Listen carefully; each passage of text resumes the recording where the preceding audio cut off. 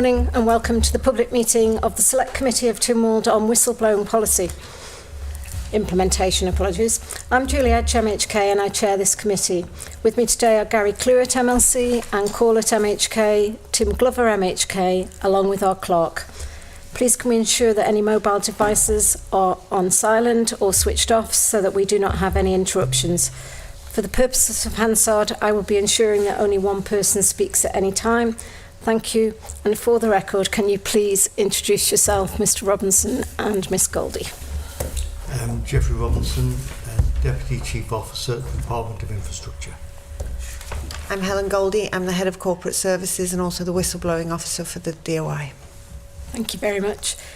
So I'd like to start with, how would you describe the DOI's experience of the legislative changes that were introduced into the Tynwald resolution in 2021?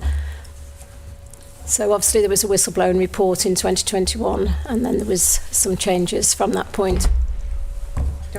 Yep, obviously across the department we have worked with the updated policy, which includes the recommendations that have come out from the previous report there, and we've been working with OHR as well and our colleagues in lead, and we ensure that the policy has been shared across all of the teams. Any new starters obviously have the training as part of their package. We also have the refresher training for the staff as well that's in there. It's disseminated across all of the officers as well, from the senior leadership through to the individuals on the ground as well, through toolbox talks and the alike as well. So the actual implementation of that policy we found is quite good. Obviously there's another aspect to the implementation of the policy as well, where the reporting side of things, which is primarily my role as the whistleblowing officer as well, has come in. So that aspect I'm involved in now, and link back through the reporting process and keeping the central team updated as well. Okay, so has there been any challenges that you've experienced since that, applying that new legislation actually, and what the standards are across the organisation of the usage of that policy? I haven't seen per se any challenges with that. Obviously we have the normal challenges of, we have a big organisation, a lot of people, and to ensure that they are all aware of those changes and those policies. A lot of them, they're not dealing with it day to day.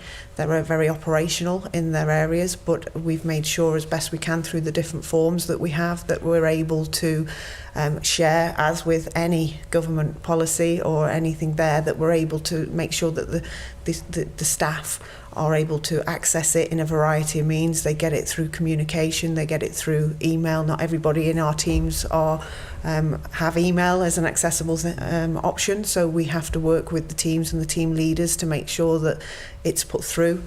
The supervising managers course as well has been something that we've developed in areas of the department and the team, so that first line managers it's also included in that as part of the lead package. So there's a lot of options which we're very used to because it's the nature of our business.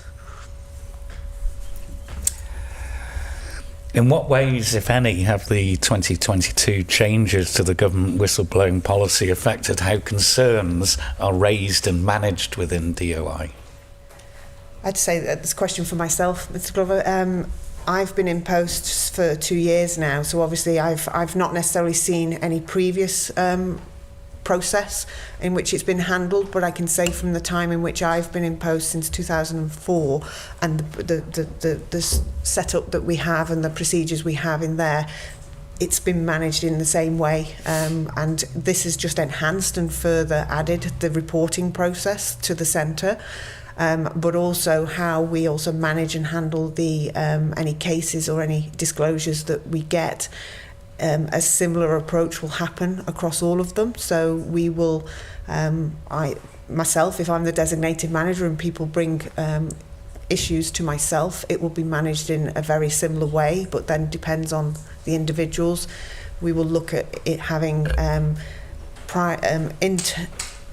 independent investigators for any matters that may come up as well. And myself, as the designated manager, I sit in the centre of the department. I'm not directly involved in many of the operational areas, so I have a little bit of autonomy across the other areas, and so I give that additional level of oversight that's independent to the operational area. And can you just clarify independent? Yes, so I'm independent within the department, so I have no direct line management or responsibility, for example, to any of the divisions or agencies. You said independent investigator, but Yep. is it still someone within DOI largely? Not necessarily. So it will very much depend on the case, and that's my role as the designated manager, to also look at what has come forward and what we need, because again there are some very complex areas of the department, and we need to make sure that we get the professional advice on that. So we have very technical areas, so if we need to go out to a third party who's a specialism, for example the CAA or the Health and Safety Inspectorate, we will do that and we will use that.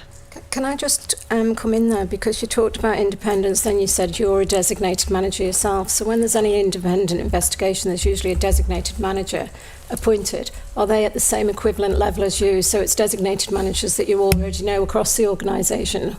Yes, in the main, or if it's somebody who would be more senior to myself, then that would be referred. I would then seek a referral to that. You say in the written submission that was given to the committee that the policy is now clearer and more user-friendly. Do you have any evidence to back that up? And have you received feedback from employees as well as managers? Only recently, because under the reporting process there is an ability to seek the feedback from the individual that has been there. It's not been formally recorded, so at the moment there is a checklist that's in the updated policy, which we found to be very useful, and I found when people have come and wanted to speak with me, we've worked through that checklist. We've able to sort of explain, because again there's different levels of understanding of the issues that they're bringing forward if they wish to do it, and so that has been very useful. There's been no actual data gathered, and it is still very new because the new policy came in with November date, so there is very few evidence for me to come back and say yes or no. And of course, change as well in that training now is mandatory. Yes. On entry, and also every 3 years. What would you say the department's current compliance rate is on that? I wouldn't know, because we would have to check with the e-learn vanning system, but it is a measure that we have across all of the management there, no different than we have with any of our other mandatory training. It would be held with each area to sort of check that, and at this point in time I don't know. Could you come back to us on that? Yes. With figures, please? Yeah. Chair. Can I just come back on that? So if you then find that when you go back and you have a look at e-learn vanning, that it's not being getting adhered to, what happens in the department if you find that a manager has failed at any point in that process, or any process within the whistleblower? I think it could be said the same for all of our areas and mandatory training. It's no different if it's the financial regulations training or anything else along those lines. They are picked up at the senior level, and obviously Jeff, overseeing all of the operational areas, would be bringing that in through. It's part of the feedback in our one-to-ones and our sort of development. It's a statistic no different than absence statistics may be looked at and discussed about as well. So they would be picked up and managed at that level and then disseminated through. But if we find we've got an area that needs focus as well, then we would make sure, again, with any mandatory training, that that's done.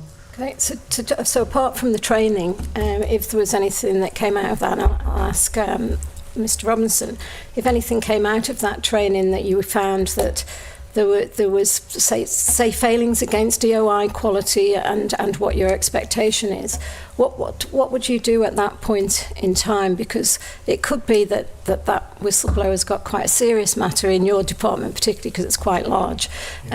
What would you do to address that? And do people end up if there has been any failings, do they then end up getting further training to be able to do the job correctly for you and going forward?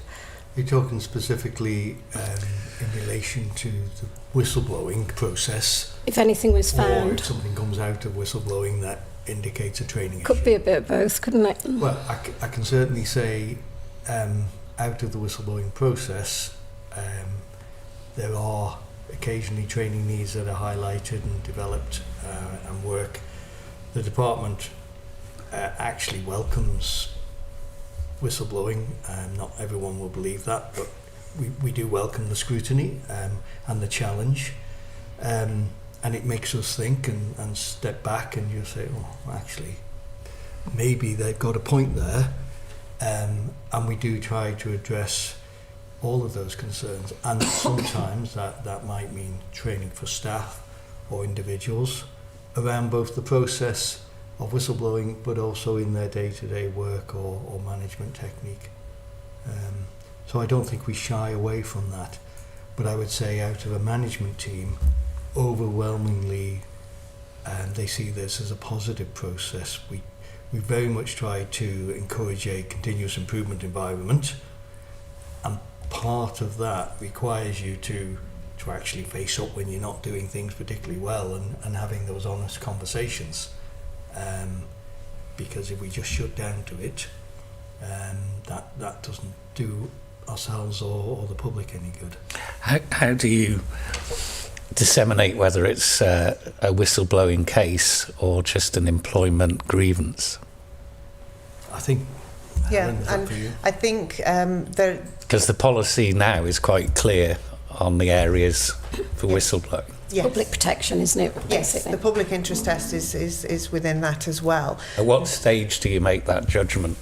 Well, obviously we've had cases where individuals may have started a process through a grievance, a HR process, and raised a matter, and then they may feel that they want to add and refer to the whistleblowing process. That has come in as a second because they've chosen to go down that route.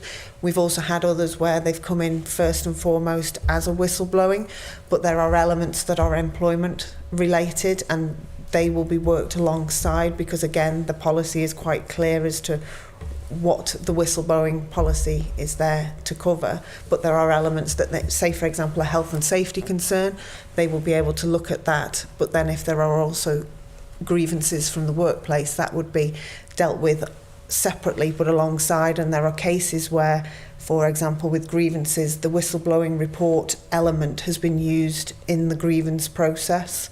So the report that has been completed independently with an investigating officer and the information that's there, the individuals have been able to use that and take that forward with their own choice if that's what they've wanted to.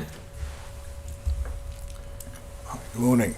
Could I just ask a follow-up? What percentage of claims that start out either as whistleblowing that then become either grievance or some other route have occur, and vice versa? How many start out as potentially as a grievance that then become or turn into or have a legitimate whistleblowing component? I would not have the information to hand, I'm afraid, to give you a percentage. I don't have that information.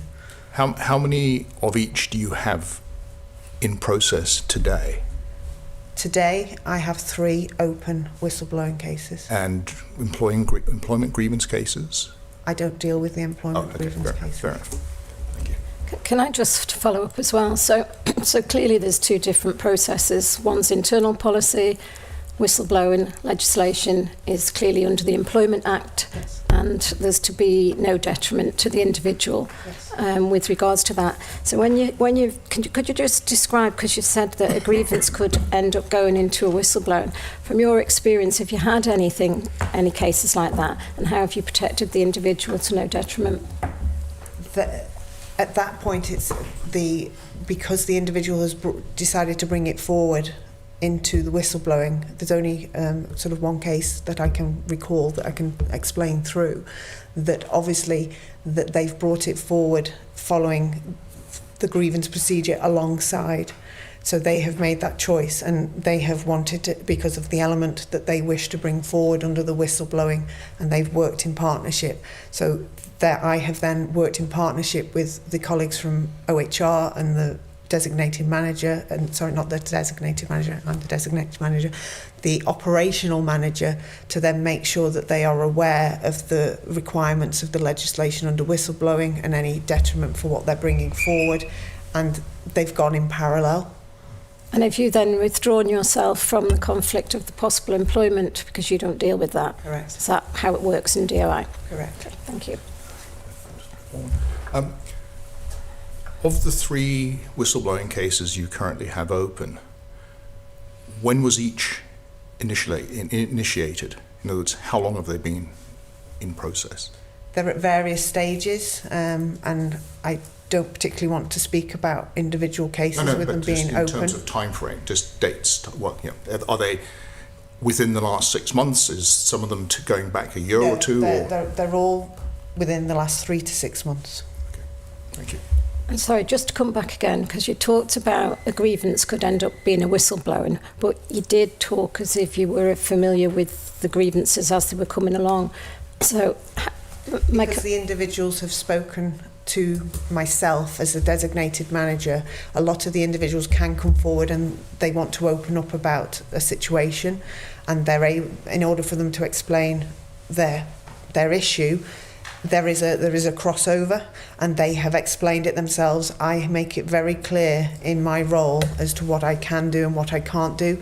I'm also there to signpost if people do come forward and say they believe it's a whistleblowing, then obviously there are other routes for other avenues. So that is how I'm aware in this particular case that it's a grievance. Okay, so you know, you're clearly managing that. Do you find any difficulty in having to manage that yourself, with it not being independent from you as the whistleblowing officer? No. Okay, thank you. Okay. I'm just going to go back to training a little bit, because we talked about it now being mandatory training. So have you evaluated the quality or the effectiveness of the training from a departmental point of view? We have not. No, I think that's a really good point. I would say we're weak in 2 areas as a department. One, how thoroughly we're checking that everyone is up to date with their training, and we haven't done a review of how effective that training has been taken on board. Some of it's delivered through Elan Bannon, and I guess then there's very much down to the individual how much of that has gone in and been fully understood. So I think it's a good point that we should take away and look at that.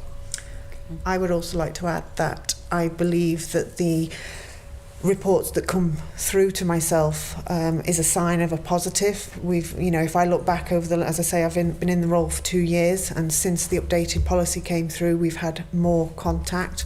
More people are willing to come forward and they want to raise the concerns, and the way in which it's handled, I feel that they have confidence in what we have in place, and certainly what I have got in my structure in order to manage this as the whistleblowing officer. So without any evidence per se, it's a bit like, I feel it's like with near-miss reporting with health and safety, you would rather encourage a positive reporting culture than it not. So I would rather hear from people if they believe they've genuinely got concerns. When you talk about the updated policy, that's the November 25? Yes. Okay, thank you. Okay, so DOI is obviously a very broad department. So do you feel that the training needs to be tailored for the different divisions or service areas, or do you think the policy is clear and works right across the board?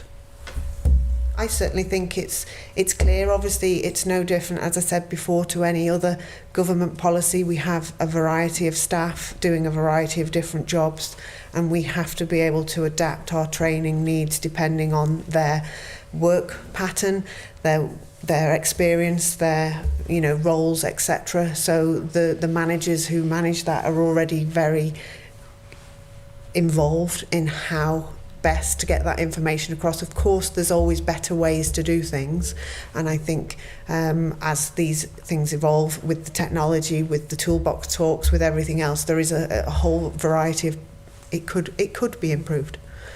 but I think it does well at the moment because the department is very well structured in how it manages to convey what can be, in some cases, complex policies to individuals who are fixing a road or doing, you know, other duties that don't necessarily think about those more complex policies.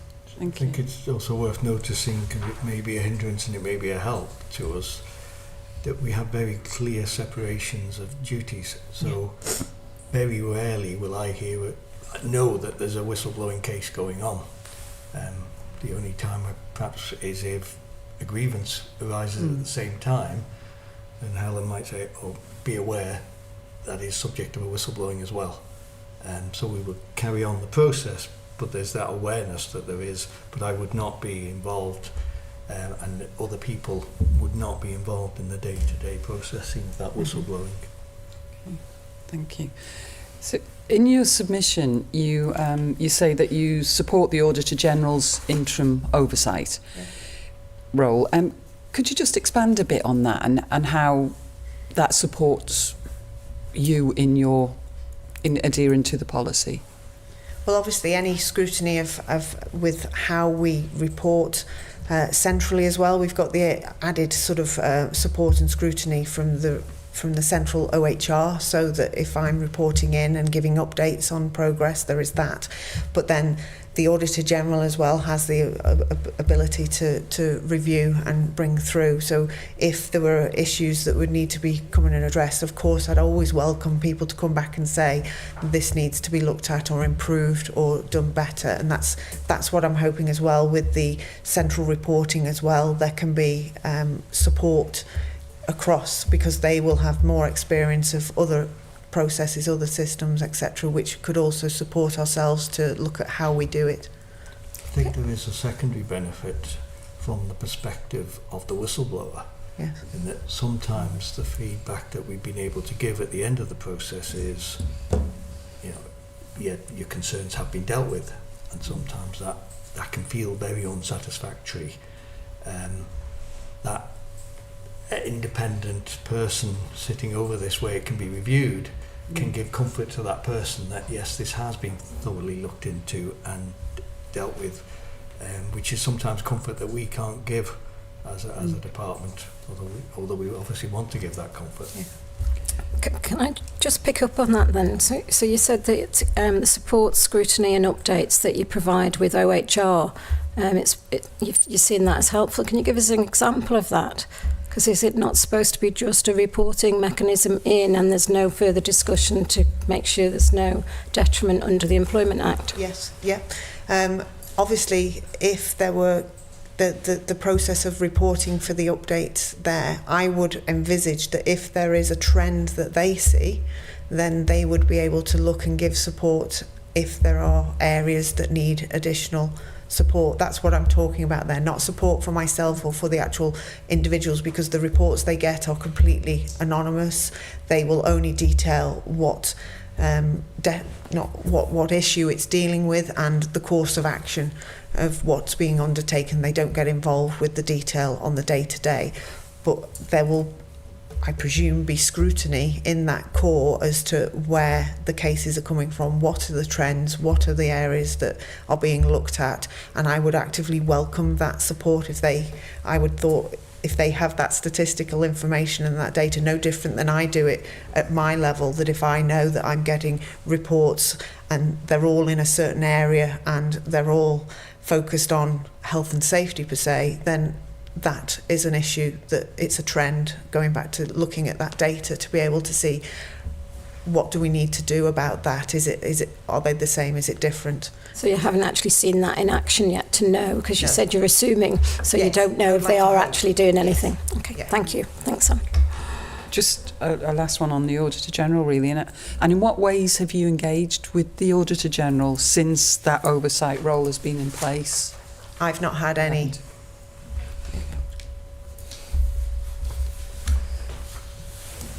What trends have you seen, if any, over the last, I guess, 2 years or so in terms of the types of concerns that are being raised? Primarily they're health and safety Okay. related. In the DOI submission, you state that the integrity line, which is run by Crime Stoppers, is obviously accessed completely anonymously 24 hours a day. Have you had any calls come in? Not that have been referred. They've all come direct to myself. Because one of the issues with that approach is, how do you determine if you have a protected disclosure if it's anonymous? There's no, because I think one of the other issues is, so in the past 2 years that you've been in post, of the whistleblowing claims that you have received, how many have been declared as not protected disclosures? In other words, they're not true whistleblowing claims, because that's one of the, in much of the private evidence that we've received and things from people who purport to be whistleblowers, that's one of the key areas, is they believe they're a whistleblower and that it was then denied as a protected disclosure and therefore was handled various other ways. And we're trying to get some sort of clarification to, at least in my mind, as to how these determinations are made, whether something is truly a protected disclosure. That we heard from the Attorney General's chambers last week, I think it was, that in some of these cases the distinction is quite difficult because of the threshold of evidence and things that are required. Do you think that employees themselves lack an awareness of what the thresholds are and requirements are to make a protected disclosure? From the evidence that I've been part of, I don't think so, because individuals will come forward with issues and they will be looked into and reviewed and discussed, and I will always meet with any individual who wishes to raise an issue and discuss through what it is, and it's as we go through that process and then any further investigation that you would find whether or not it meets the threshold, as you call it, for that and for the protected element of it as well. So it's there doesn't seem to be an issue with people coming forward, and certainly again within my 2 years of being in this role and undertaking this role, all of the cases that have come forward and have been managed under the process have been protected disclosures and have followed that process. Okay. Just in that submission, you did say that, and you described the integrity line as being well utilised, which seems to be at odds with what you're just saying now. For whistleblowing, obviously the department is aware the integrity line may also report issues that may be staff related, and they would come through our OHR business partner, and we would work closely with them if there are matters, and we're aware at a government level that there is feedback that comes through to the different departments. Obviously, where there are cases that reports are made on that integrity line, then they would be worked with the relevant head of section to be able to then address and look into. If they are whistleblowing, they would come to myself, and I've not had any that have come to myself. Sorry, can I just follow up on that? Because you said that if it goes to the integrity line, it'll go to your OHR business partner, who then comes to you. Not to me, comes to the relevant department officer in the department. So it doesn't come to you as the whistleblowing officer, as designated manager for the department. Thank you. I think another part of your submission to the committee is you state that fairness, typical employment relation procedures such as disciplinary grievance, fairness at work and capability are anchored through HR if they reach a formal stage. But in regard to the recording of whistleblowing cases, due to the various routes available to raise a concern as outlined in the policy, there is no standard mechanism or process to capture data, and therefore provide an accurate and up-to-date picture can be difficult and time-consuming. Are there any steps being taken to rectify that so that we do have, clear, up-to-date and accurate information of where things are? I think in any case there's always improvements that could be made there. How it would have to be worked across our stakeholders of OHR and our other areas that we would have to work on that. I wouldn't be able to answer you how you would solve that, but I'm sure there are improvements, yes.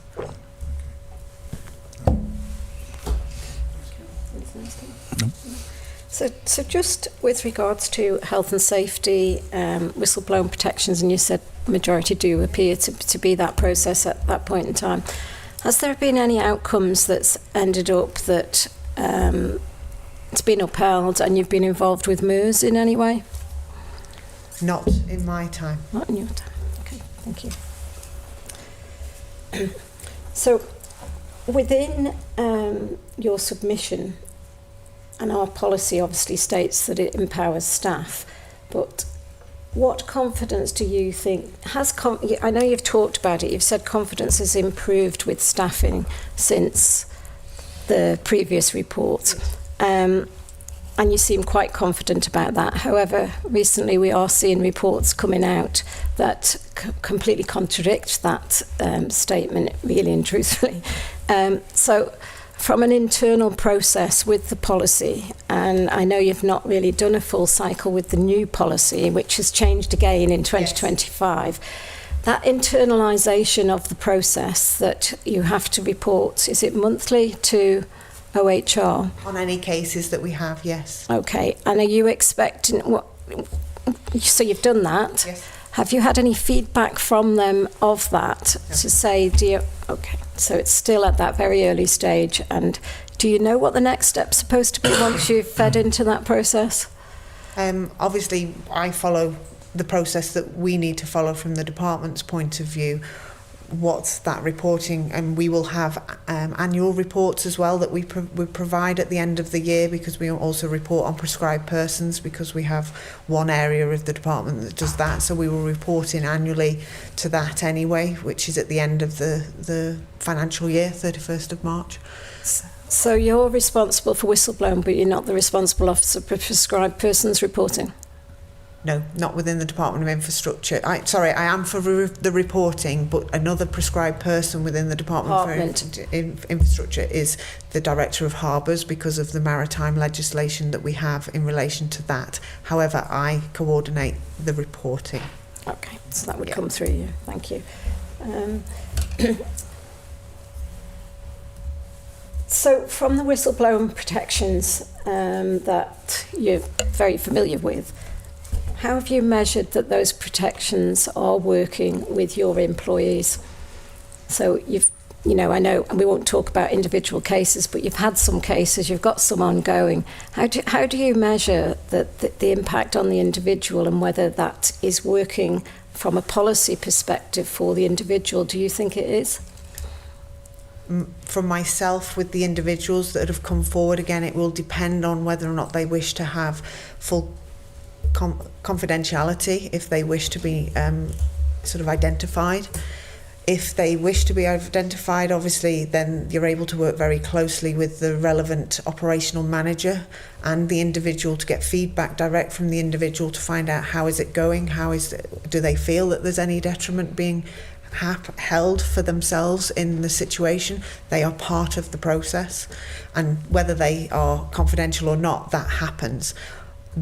How that then interacts with the responsible manager can vary, because if I cannot identify the individual and we have to protect their confidence, then it is sometimes difficult in order to have those open conversations with the relevant managers to find the details out about their particular cases, because it may identify those individuals. So an independent process would be. Do you think there's an element that it should be going somewhere before anyone in the department gets to see it, because they clearly want them to be anonymous because they're afraid to speak up? Yes, therefore it's causing problems once it gets into the system. I can understand that, but on an operational level, if they wish to keep their identity disclosed, sometimes it is very difficult to then bring forward the issues without identifying those individuals. So an independent authority doing that would still have exactly the same problems, because you cannot go along to somewhere and talk about a matter which might identify the individuals who've brought it forward. But you don't think the individuals want to keep their confidentiality because they're afraid. So they perhaps wouldn't if it was completely independent of your department, OHR, PSC, wherever. I don't think that would make a difference. You don't? Okay. I think it might even be unhelpful. Yes. Most of what we do can be quite complicated. There's always context around the situations in which people are working, usually quite technical matters from what I've seen, very technical matters which take a deep understanding of both the context of the workplace and the technical matters.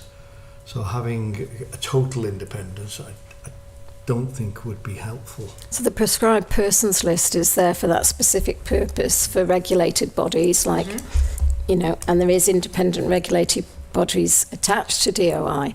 So if an independent body is contacted by an employee from DOI as a prescribed person, do you find out about it as the whistleblowing policy if they've whistleblown to the independent authority? No, because they would report on that matter directly under their act. I would not. And who would they report to? That goes back to the central team, as I said, at the end of the year annually on the reporting. So at the moment that reports back through to DFE, I believe, in the Employment Act. Just quickly, I don't know if you had opportunity to listen, but we had the solicitor in from the Attorney General's yesterday. He used a ladder as an example for how you could whistleblow. So say there was a serious safety matter, say airport ports today, that goes to the regulatory body. At what point does the DOI know about that? They obviously have regular communication. So if the regulatory body, for example, the CAA, did have an issue under the arrangements with the teams, Jeff is better placed to explain. From my experience, both the Health and Safety Inspectorate and the CAA, two that I've had some involvement with, would have no hesitation in contacting us in an anonymous way if that's what the person wants, but would ask questions, would investigate and get to the bottom of and satisfy themselves whether there was any truth or concerns remaining. And if there were concerns remaining, they may, often or not, they would raise those directly with the line management and the director involved. If they didn't feel that was appropriate because of the situation, they would raise it with me. So there's serious public matters of public interest, and the regulator might go back to a line manager, not to anybody within the overall body of the department or the regulatory body that they should be reporting to. I think they would use their knowledge, and they do have an in-depth knowledge of the operational areas, to know what, depending on the issue, at what the appropriate level to go and discuss that was. And what they will try to do is understand, is this correct? Is there any truth in this? Because do you think they understand their role as a prescribed person?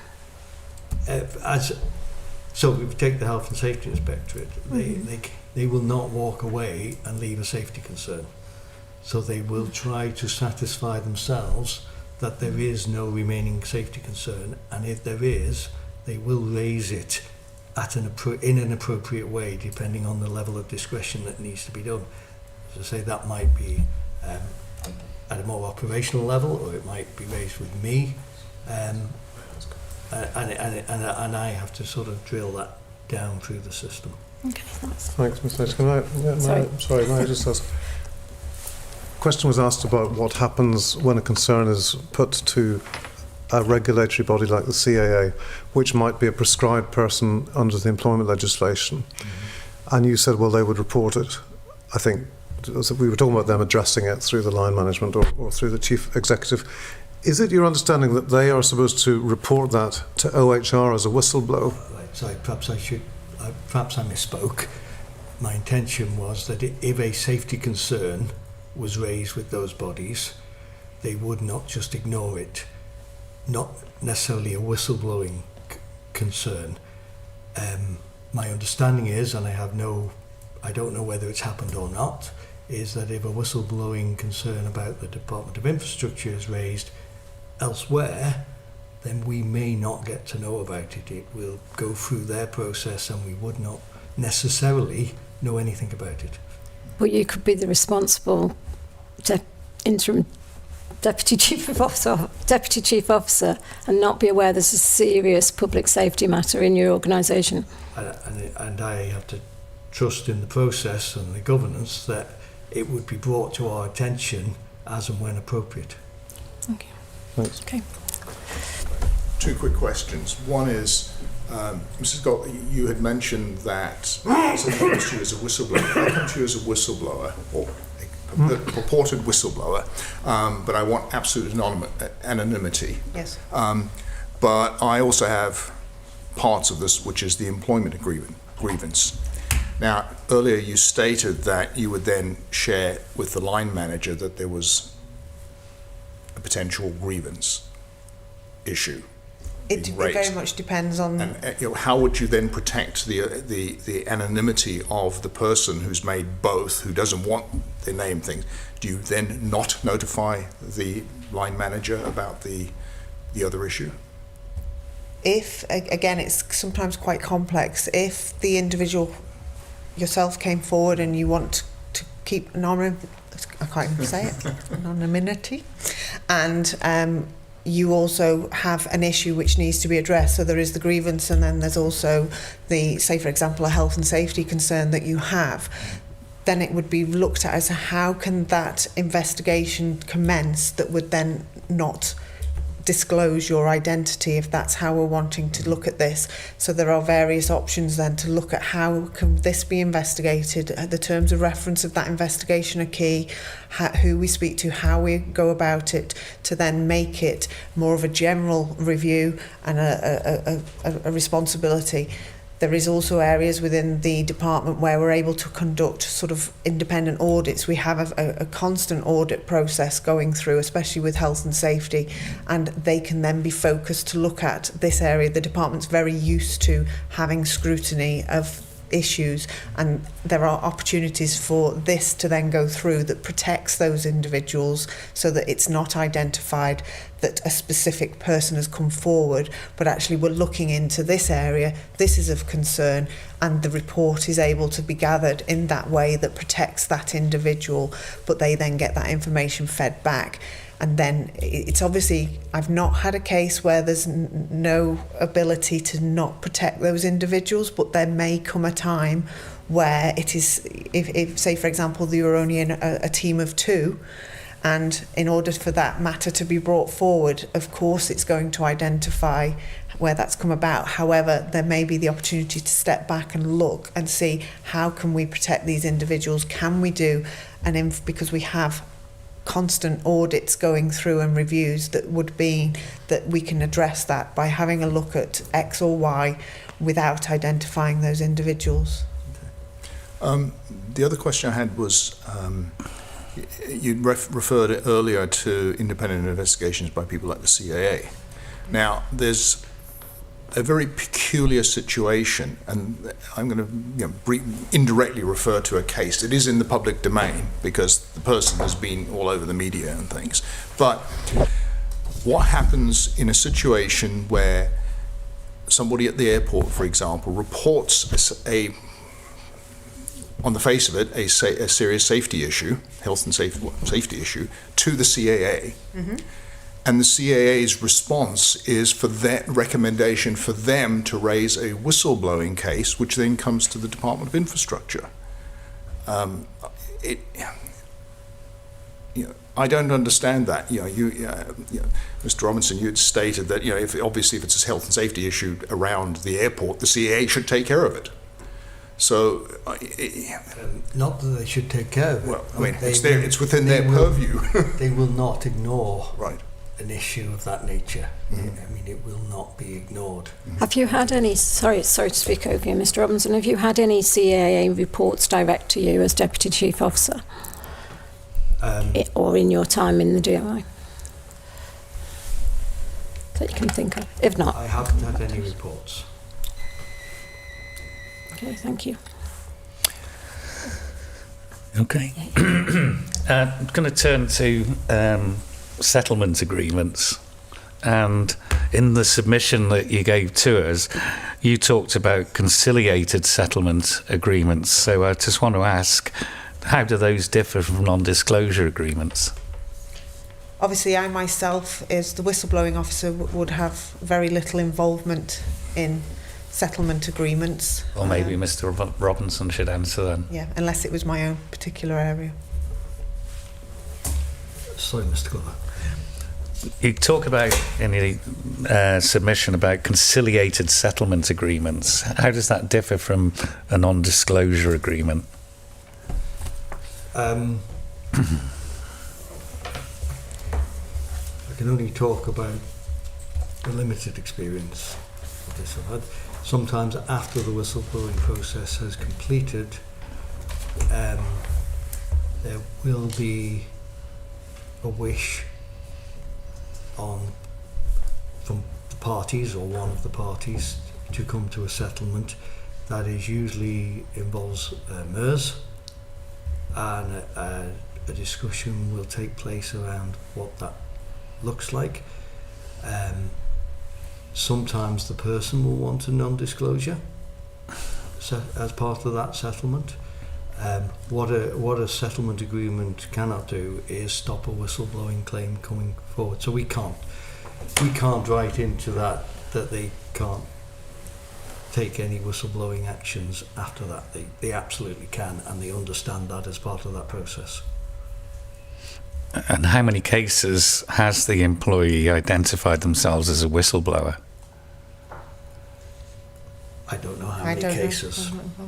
I'm not even sure we could identify that information.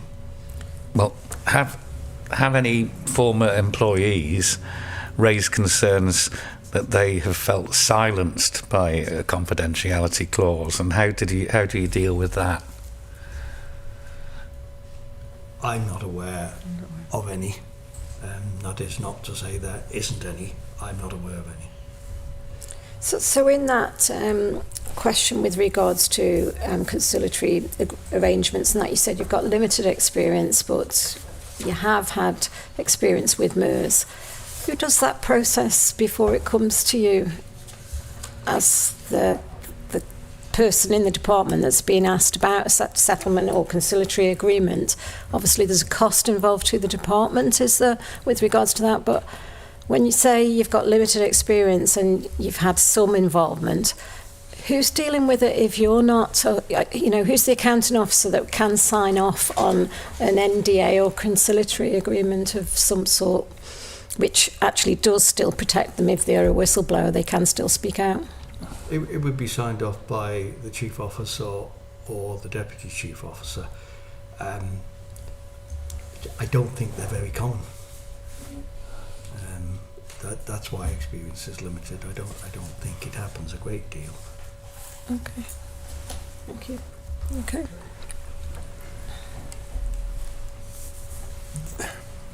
Clearly, as a committee, most of what we get as input from individuals are people that are not happy with the outcomes of their cases, and it's also equally clear that many have suffered great anxiety, stress, and various other. I mean, it is a stressful process, win, lose, or draw, and it's never not going to be a stressful process. But one of I don't suppose it's a peculiarity. Dr. King had mentioned it's fairly a common thing that what we hear, as I said, is mostly from people who are not happy with the things. We very rarely, if ever, hear from people where the process did work. Are you able to cite any individual cases, well, not individual, any cases where somebody blew the whistle, it was upheld, and that in actual fact it did resolve a very serious issue and things like that. And of course, again, a lot of those are never publicised either. Yes. But I have to assume some of those cases do exist. They do, and within the last 2 years, I can think of 2, but I can't detail any further because that would identify. But yes. So just picking up on that, because it sounds to me that as quite senior officers in the department, you're not fully aware of all the situations, quite rightly in the case of whistleblowers. But with regards to that MERS experience and who's dealing with it, you did talk earlier that OHR business partners might get the information from the integrity line. Mm-hmm. Is there an element that OHR are dealing with, possibly with the Attorney Generals, before anything gets to you? So you've not had an opportunity as a department to actually look at a serious health and safety issue, or if there's a fairness at work that needs appealing or anything, before it gets to that very end process? No, that would not happen. That couldn't happen. So you've got no cases in the department where somebody might have said the fairness at work wasn't appropriate, or the grievance, but it ended up in a possible situation that could go to, say, employment tribunal. It wouldn't happen in your department. Okay, thank you. Got anything else? Could I just ask you, how many whistleblowing allegations relating to relevant failures have you managed since June 2019?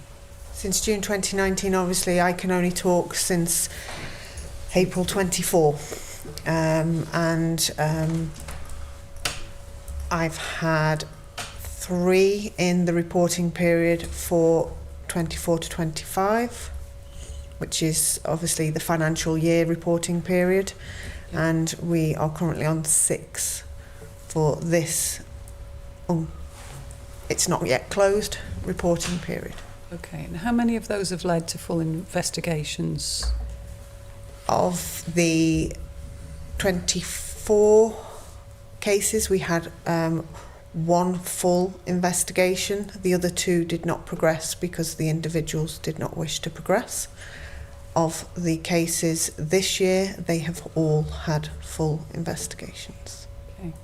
And were there any trends in that, insofar as, was it in certain areas, or was there anything you picked up as a trend? Certainly health and safety is a trend, and we had there was no particular trends of any area per se, because we have a variety of divisions, but I would say the only trend that comes through is health and safety. Okay. And as regards outcomes, have you had any finalised outcomes from those cases we've just talked about? And in how many of those cases was the department able to address the failures that were reported? So in an example of obviously a criminal stroke fraud claim that came forward, that was addressed through a disciplinary procedure, and it came to a conclusion. I can't detail what that was, and the learn from that investigation also meant that there was improved processes and procedures put into place as a result of that. Health and safety wise, again, following the investigation, there have been improved health and safety processes and procedures that have been put into place following the concerns that have been raised, and they've been able to work together to address those issues, and they're actually implemented and in place. Thank you. So the original date of 2019, would it be possible for the department to look back at that and send us the information as Yes. just so we can benchmark where we were and where we are? Of the 3 cases in 24-25 and I think 6 in 25, the current year, Yes. how many of the individuals who made those disclosures are still in post In 24, again, I can't necessarily give you the correct answer because I wouldn't know their employment status because I'm not their line manager and I'm not their details. Can you... We can find out. Is it possible to Provide- get that we can find information out. to us, please? Yeah. Thank you. Yep. Okay.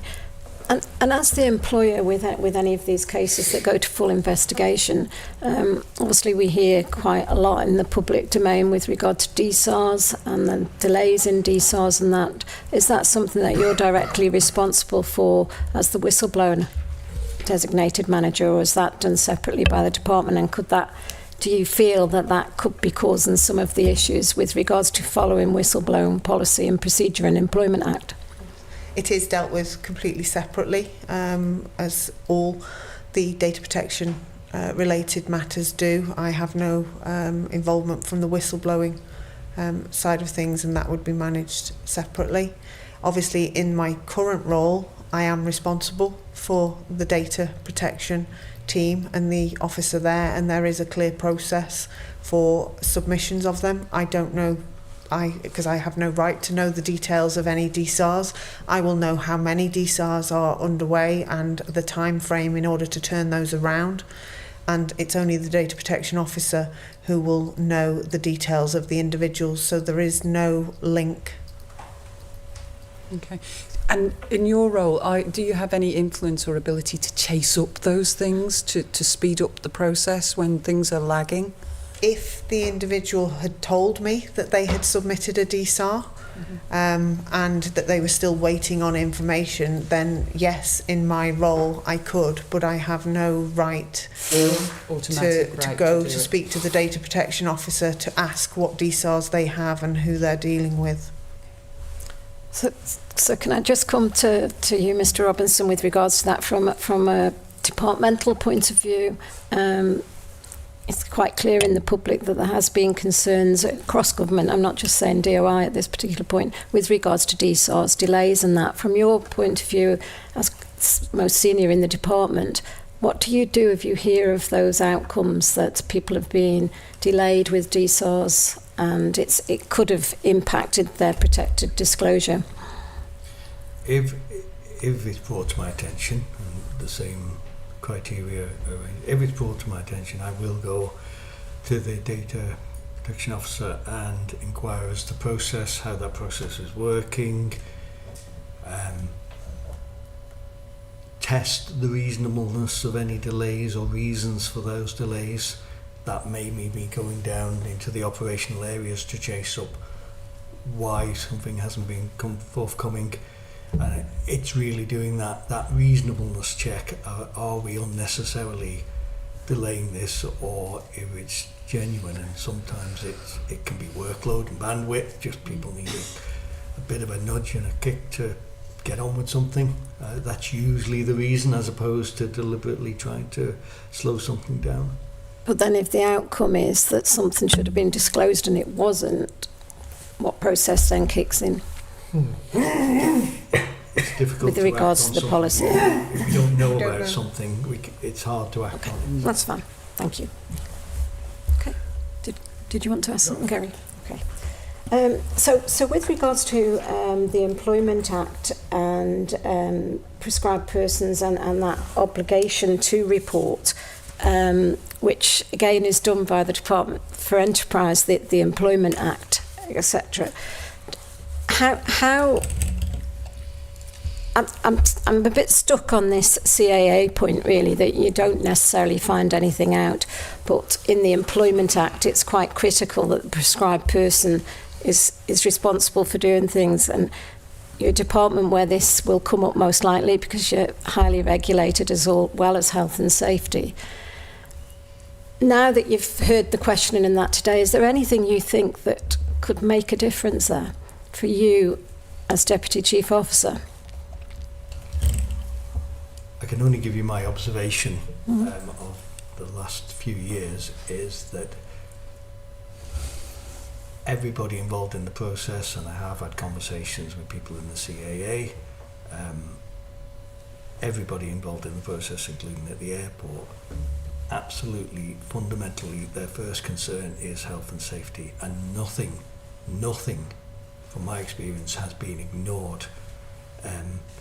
It has always been considered, dealt with, perhaps not always to the person's satisfaction, but nothing has been ignored. And there's always robust challenge around people's thinking to make sure that we're not drifting into a silo, and that's partly what the CAA are there for, to give that independent observation of what is happening in the airport world. So, but my experience has been nobody has any interest in trying to hide anything on safety, although views may differ as to what the correct outcome should be. Okay. And I think early on, Miss Goldie, you said that you can use third-party information if you've got a concern in front of you don't understand. How do you procure that third-party information? You know, where would you go? Again, it very much depends on the case, but for example, if it was an airport-related one and there is a regulatory body there who's able to give that advice, then you would be seeking the support of the local regulator. We can also go to the UK regulator as well, which is what has happened in the past. Again, if we felt that was potential to look further, then it would very much depend on the nature of the area and what it is to be able to then further get that. So we would go out and seek that service. Okay, thank you. Have you anything? No. Let's call it. No. No. Okay. Are you finishing off? Yes. Well, I was just going to ask the officers if there was anything. So. May I just ask a question? Mr. Robinson, fellow Chief Officer, as a Chief Officer or Deputy Chief Officer, we have a lot on our plate and people contacting us about things all the time. And in DOI, you have a lot of high-risk businesses that you're responsible for.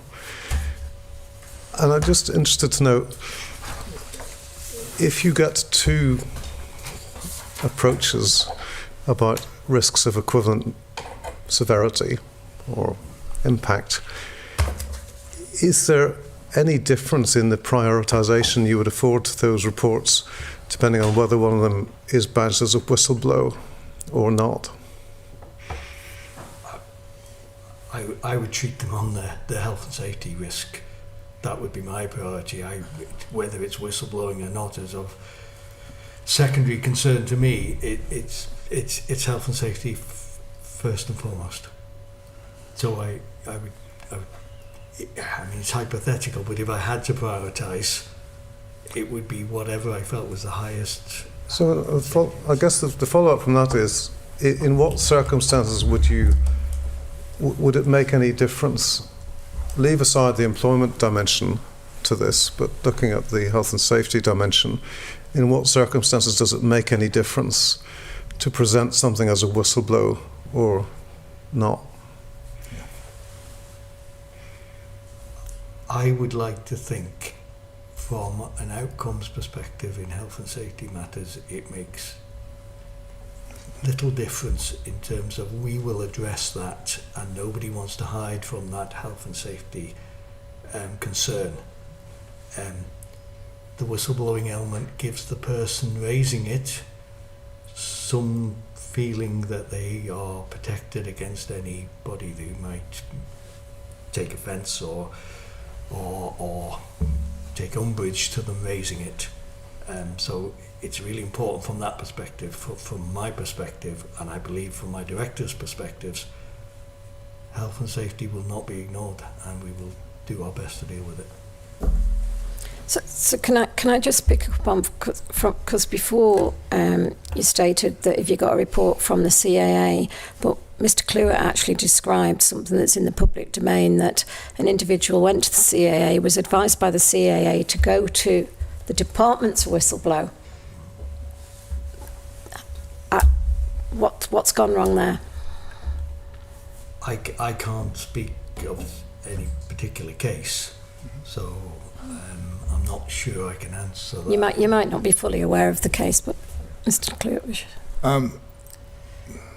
The question about whether whistleblowing things. I mean, in an ideal world, if all health and safety concerns were treated as high priority, we'll get them done.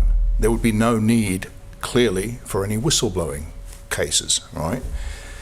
The fact is that of the 9 over the last 2 years, I assume quite a lot of them are health and safety related, which says that within the organisation there are people, there are managers or people who want to turn a blind eye who don't agree with that philosophy. Can I just clarify Yes. that of the points? The whistleblowing can come through, but the evidence may not support the whistleblower in raising those claims. Mm-hmm. So whilst you're saying that we've had a significant number of health and safety whistleblowing, it doesn't mean that it always comes as there is an issue. It will be investigated and found, and actually what is being done may already be acceptable and to the correct level. So, There can also, if I may, sorry, yeah.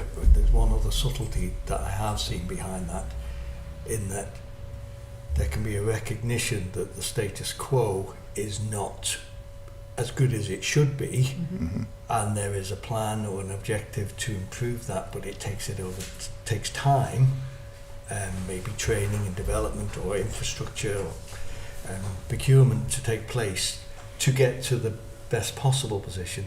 And then there's always that, and we all have to do it on a daily basis. We take a risk-based approach, and where appropriate we may put in temporary mitigations, or okay, we'll accept that risk, realising it's not perfect, but we have a plan to move to a better position. Mm-hmm. So it is a subtlety, and sometimes that can be frustrating for people, that there's almost not a switch you can switch sometimes to fix things. Like sometimes it's like that. I find a lot of that quite bizarre. I mean, my background's private industry, and in my companies, whistleblowers are heralded as, you know, somebody found something. And sometimes, even if it's not upheld in terms of, well, yes, we knew about that, but this, for cost reasons or other reasons, we can't actually deal with that. It seems quite bizarre to me personally that somebody raising a health and safety concern would somehow feel the need to even look at going down the whistleblowing thing. You know, it's, you know, and it may be historical that there have been repercussions, you know, negative repercussions for people who've, you know, stuck their head above the parapet and things like that. But that's a culture. It's ultimately a cultural thing, because in a environment where everybody is on the same page, everybody does want the best. You know, you report an issue. It doesn't mean it can be upheld that it's valid. It just means I report an issue. You just shouldn't be. There should be no detriment to it. I mean, there should even be no question of detriment to it, because, you know, I have to believe that most employees are trying to improve the environment that they work in. Yeah, and just really, because we do need to try and move on to finish on that. Do you feel from any of the cases that you've had brought forward to you, and you've said that they don't always conclude in the way, but do you feel that everyone was brought forward in good faith, in the public interest, and you're saying some converted that they weren't public interest, but you've dealt with them through an arranged plan to ensure that something of safety matter is dealt with, but it might be through training, etc. But within all of that, there is a manager somewhere that clearly has has now been made aware of a health and safety risk. How do you ensure that doesn't stop that manager ignoring things going forward in the future? Because, as I said before, we have the audit process that would go through as well and review these areas, so that is picked up as part of that. So you wouldn't expect another incident of a similar nature if you've left a manager in place, or I'm not saying you've left all managers in place or anything like that, but if you've left a manager in place, you'll make sure that they have the relevant training to ensure that cannot happen again, and that's your responsibility as a department. There's training and development needed, absolutely. I would say the other version of those events is that things happen outside of anyone's control. People leave, those sort of things, that then make a situation difficult. So it's not necessarily a failing of the supervision or the line management. Sometimes things happen, so it's not always pointing to a failure of the person. When it comes to health and safety, it's obviously very easy to put it into processes, procedures, method statements, risk assessments, and that's a big part of what happens that's there. So that takes away the risk of officer change or any issues there, that the learning comes on and it's a continual improvement process. Okay. Is there anything else you'd like to add before we finish the session? Only to address Mr. Clue's point, I find it personally very disappointing that people in our organisation do feel the need to use the whistleblowing protection, because, as you say, I would like an environment where everyone feels confident and completely enabled. I recognise that we're not quite there, but that is an aspiration. Okay, we'll now suspend this sitting and we will continue our sessions once this one's closed. Just so people know we are carrying on.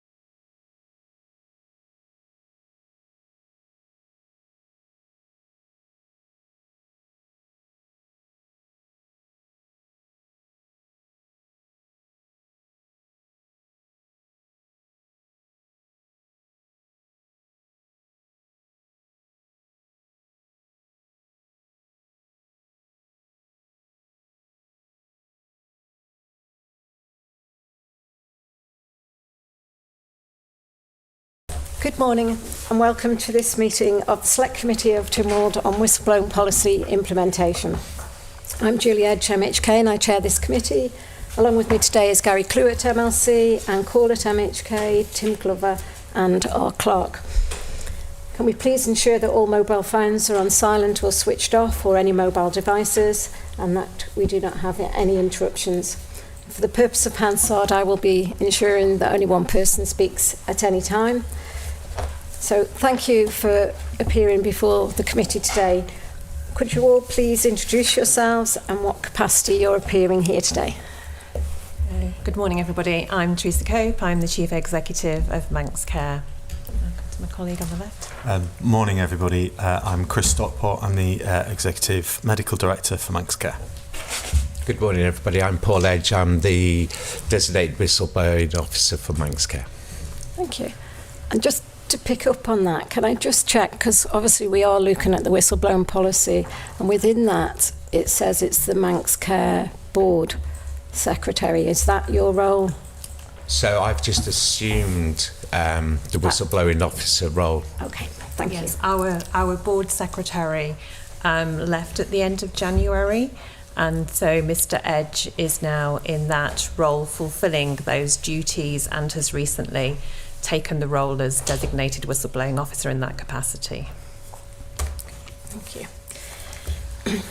So, with regards to Manx Care and your experience of the legislative changes that came into place, obviously there's been a previous whistleblowing committee back in 2021, a number of recommendations, and then we've had a few variations of the whistleblowing policy, but also legislative changes that have come in from that. So have you experienced any challenges in dealing with any whistleblowing cases since these changes? What's the process been like for you? I think the policies have continued to build on providing clarity over what does constitute whistleblowing and the other opportunities and avenues that individuals can take. I think in healthcare there are some very specific other roles which support individuals to be able to raise concerns. So for doctors in training particularly, the guardian of safe working is a really important role in the organisation, which supports doctors in training to be able to raise any concerns. We've also got our relationship with the Director of Medical Education, which also, again, supports the ability for people to raise clinical and operational concerns. So I think one of the challenges we have had is that as an organisation we've had 16 concerns raised under whistleblowing, of which 9 have been investigated under whistleblowing, and the others have been directed into other processes, whether that's grievance or the fairness at work process.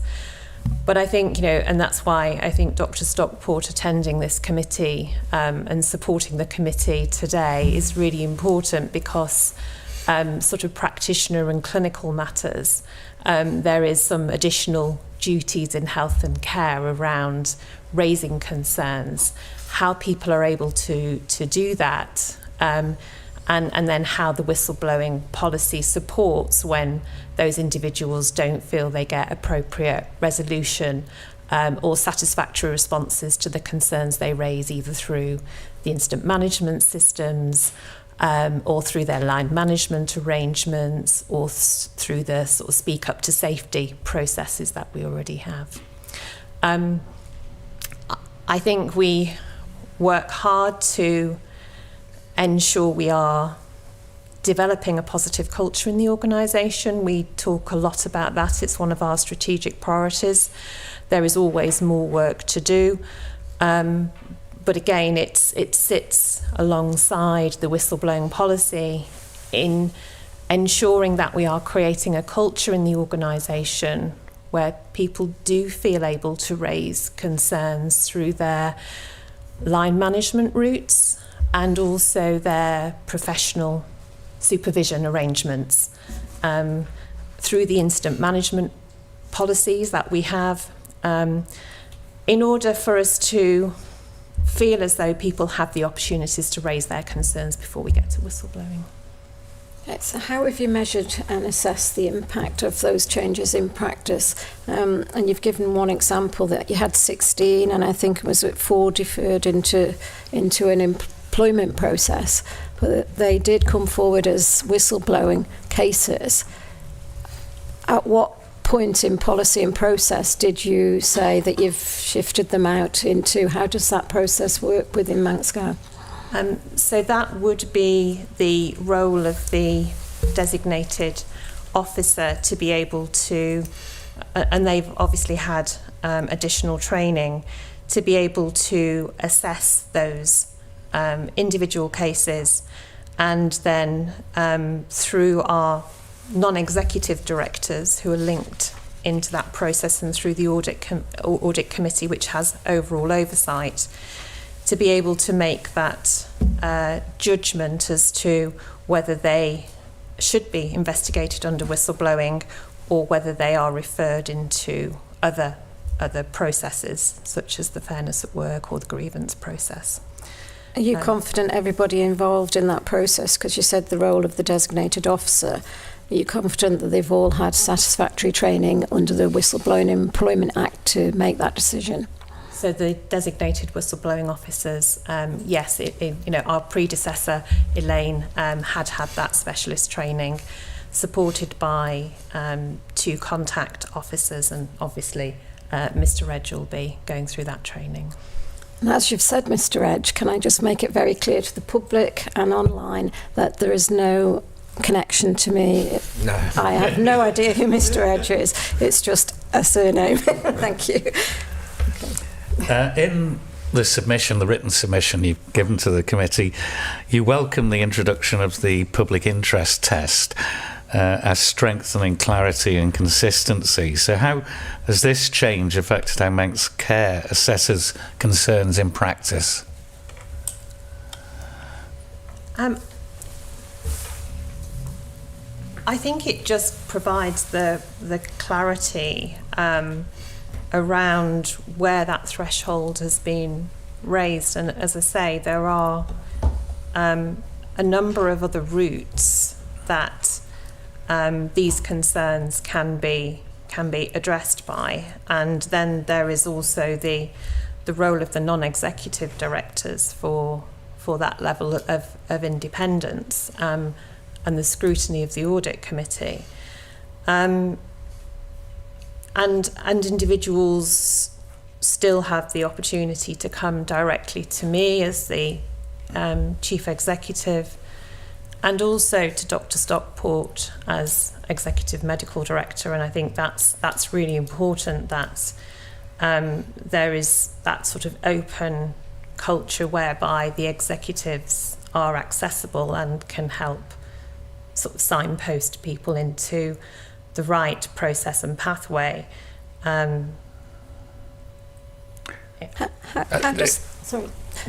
does that work for people that work in our community away from your establishment where you're based? So we've got lots of people working for Manx Care that perhaps don't even know who Dr. Stockport is or who yourself is. How do you deal with that? How is that managed so that everything is down to every individual employee? So I think one of the first things we do when people join Manx Care is I do the induction, and I personally lead that along with our Director of People, Helen Ashley, and that is our very first contact opportunity to meet every new member of staff joining the organisation, and it is an opportunity for me to talk about the culture of the organisation, talk about whistleblowing, talk about social media, talk about information governance, those key messages we want to get across. And it's also an opportunity for me to introduce all of the board members.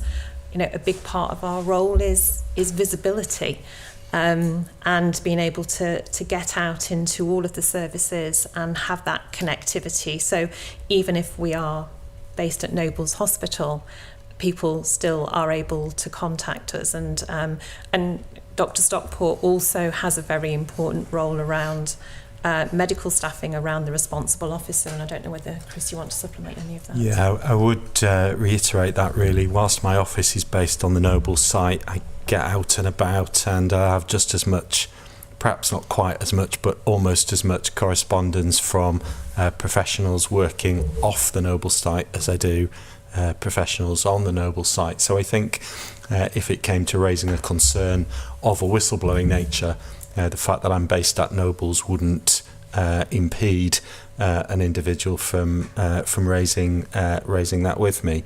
And certainly speaking specifically from a doctor perspective, although the other regulated professions are very similar. All of the doctors on the island understand my role as their suitable person for their GMC registration, and fully understand that I would be the point of call when it came to any concerns that they had from a regulatory perspective. And sometimes healthcare professionals will raise concerns through their regulators, or will refer to regulatory advice when it comes to whistleblowing, and all of the regulators play heavily on the advice that they provide for whistleblowers for good reason. And in that advice, it very clearly directs individuals to consider as best as possible to raise their concerns within the organisation. So I don't think being based on the Noble site impedes the opportunities for community colleagues. So can I just follow on? Sorry. So you talk about the regulatory bodies. Some of them are prescribed persons. What's your experience to be? Have you had any experience of individuals going to their prescribed body? Do you think the prescribed body list is sufficient currently for people to be able to do that? Because you talked about the regulatory body, but it's encouraged to come back to you. But if it goes to a regulatory body as a prescribed person, how would it come back to you? So if an individual went direct, and I'll speak specifically about the GMC, but that's where I have the greatest experience, but other regulators have very similar approaches. If a concern was raised with the GMC with regard to a whistleblowing type matter, then the GMC would engage the individual in a conversation to find out what had they raised within the organisation, and did they feel able to raise it within the organisation. And they would specifically explain to the individual how they could relay their concerns within the organisation, and discuss them specifically with me.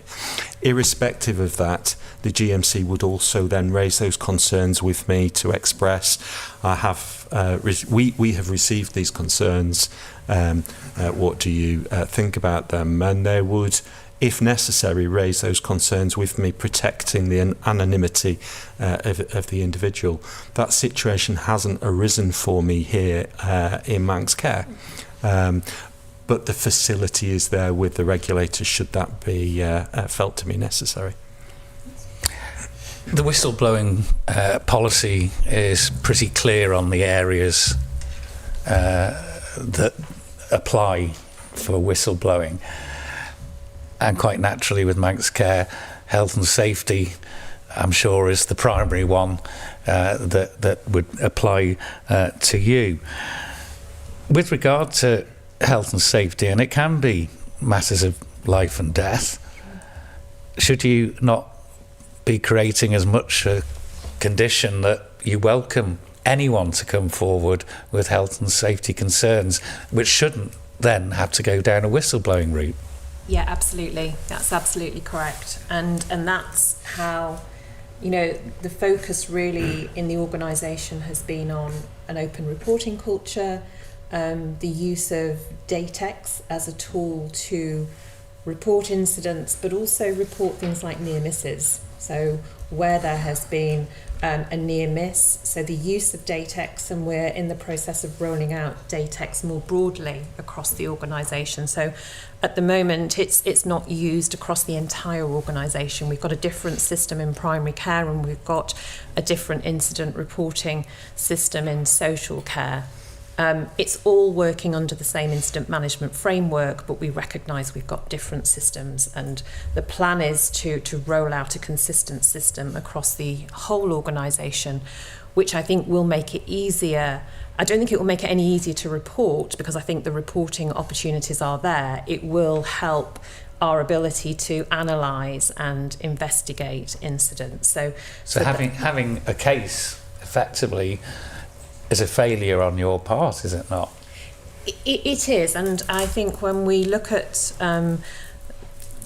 you know, when we look at the sort of the blend of cases, they have been around some of the process issues rather than safety, because I think everybody has a duty to raise that safety concern immediately.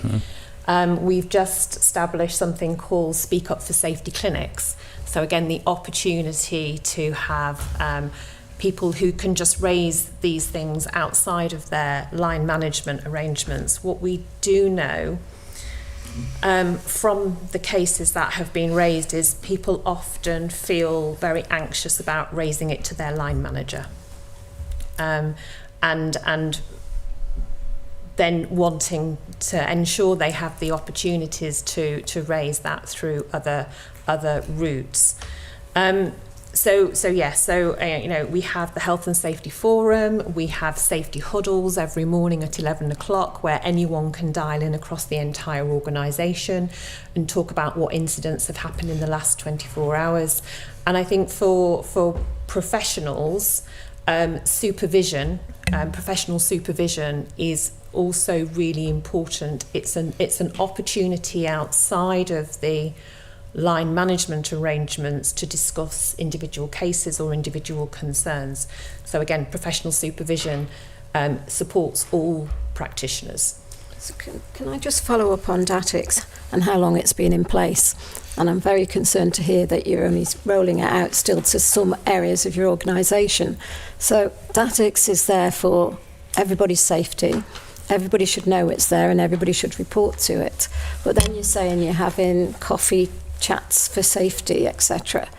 Surely they wouldn't be required if everybody was using DATIX. Is it regulated? Is it? I'm going back because I was previous chair of the Social Affairs Policy Review Committee, and we talked about DATIX back then, and I'm going back 7 years. So I'm concerned to hear that it's not across the organisation.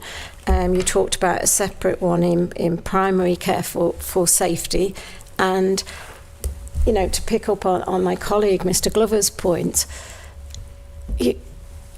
somebody shouldn't have to whistleblow if that system was working, but you're setting up other systems to sort of, because you haven't rolled that out. I'm quite concerned it's not a reporting process for safety concerns, which are public interest at that point, really. Not necessarily all public interest, but some. So there are a few points there that I can hopefully help with. So the first is DATIX has been in the organisation for a long time. I can't tell you exactly how many years because it's longer than I have been there, but certainly the records go back a long time, and it's a broadly used system across the NHS in the UK, and more so used in hospital settings, and that kind of mirrors what is happening here, because DATIX is much easier to configure, or historic versions of DATIX have been much easier to configure within hospital settings. That doesn't mean that a similar process isn't occurring outside of hospital or in social care. It's just the systems the software systems that they use to capture that are not the DATIX system. So we feed that information into the DATIX system so that we have it in one place. It's just easier for individuals in primary care to use the mechanisms built into their software, and on a human factors basis, we've encouraged them to use the system that is easiest for them to use. So social care are actually feeding into your director? All of it feeds into the same place, it's just they're captured on separate systems. We're currently moving forwards with the most up-to-date version of DATIX, and that makes it easier for everybody to use, and that's why we'll be then rolling it out more widely. Just also to pick up the point about whether or not it's a failure. Yeah, I don't think it is a failure if health professionals submit a whistleblowing, because what we often see with health professionals is that they will submit whistleblowing in parallel to those processes if they think it's serious enough. And certainly I can think of a number of instances that I'm aware of where that is exactly what has happened, and people have put in a whistleblowing to be sure, whilst also them following the well-established professional governance processes that others have spoken about alongside. And in the cases that I'm aware of most recently, individuals have then either withdrawn their whistleblowing submission out of choice because the problem has been dealt with through those other channels, or as we've discussed the approach that we're taking with those, we've agreed with individuals that we've been able to resolve the matter. So I think there's a behavioural thing that professionals do in putting it through in parallel sometimes. Thank you. I think it's covered. Okay. So you just described, and you have described in your evidence, as your systems for raising concerns are well established, mature and comprehensive. So could you tell us, how do you evaluate and evidence those systems to support that assertion?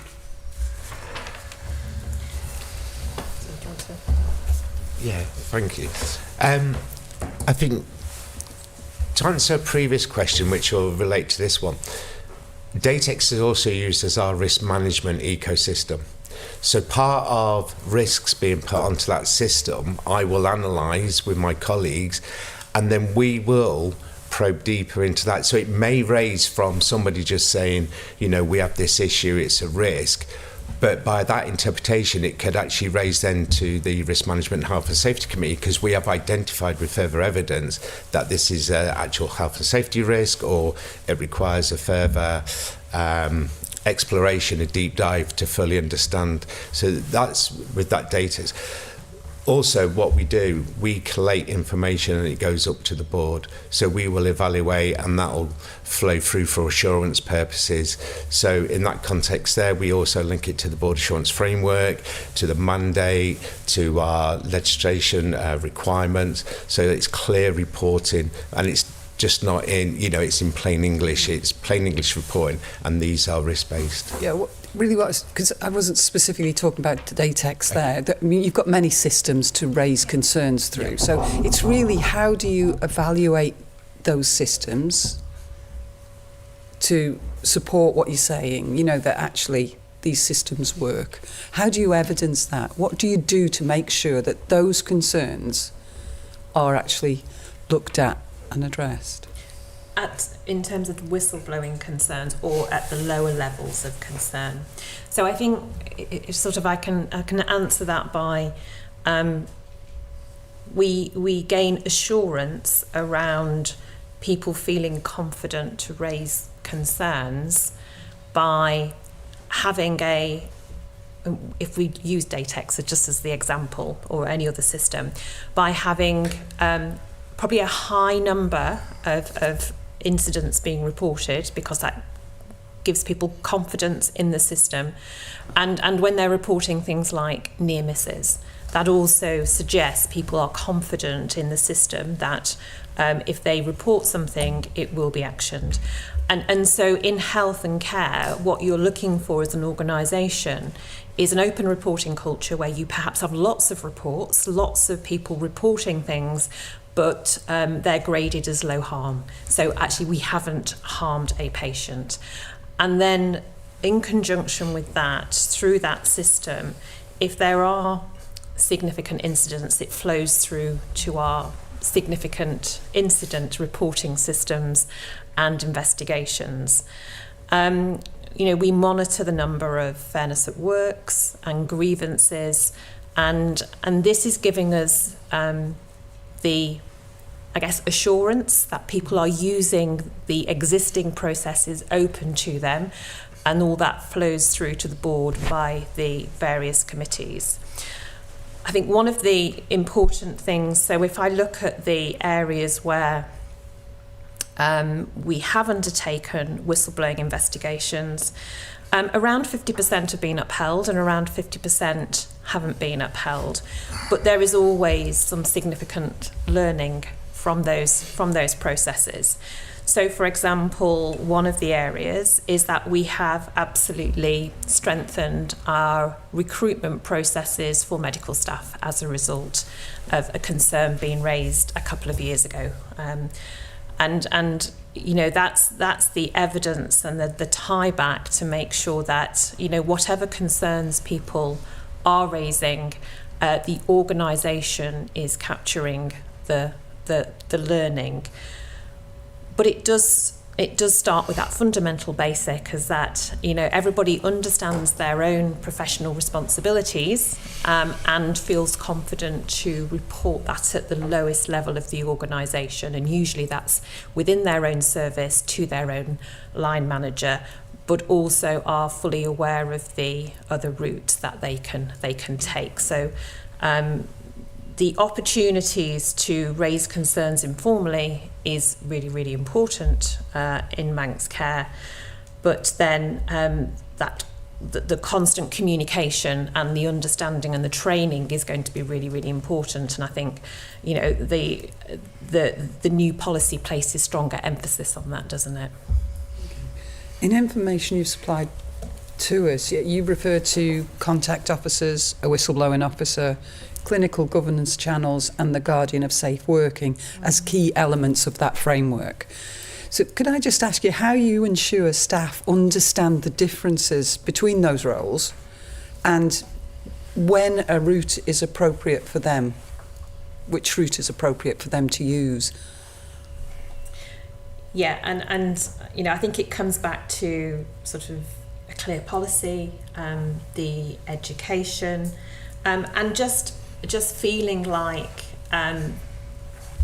there are people in the organisation who will help direct. So particularly when we recruit individuals who've worked in England, the freedom to speak up Guardian, the Guardian of Safe Working, these are all really well established roles that have existed for an awful long time. So particularly for people who work under the Guardian of Safe Working, so doctors in training, they very specifically know that role and function. It's part of their training.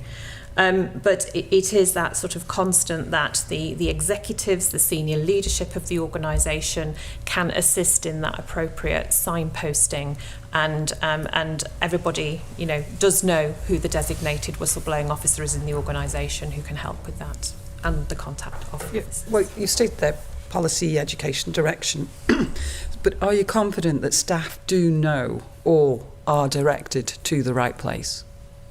That they either know because they've been trained to know, or somebody directs them to the right place? You feel confident that staff know where to go, when to go? I don't think I can give the categoric assurance, but we place it front and centre through induction, both the organisation-led induction, through local induction, through mandatory training. It's on our mandatory training programme. It's on our intranet. So I would like to think that we have you know, done what's needed to be able to ensure there is good awareness of the policy. But I do think the additional training is going to be important to give us that assurance.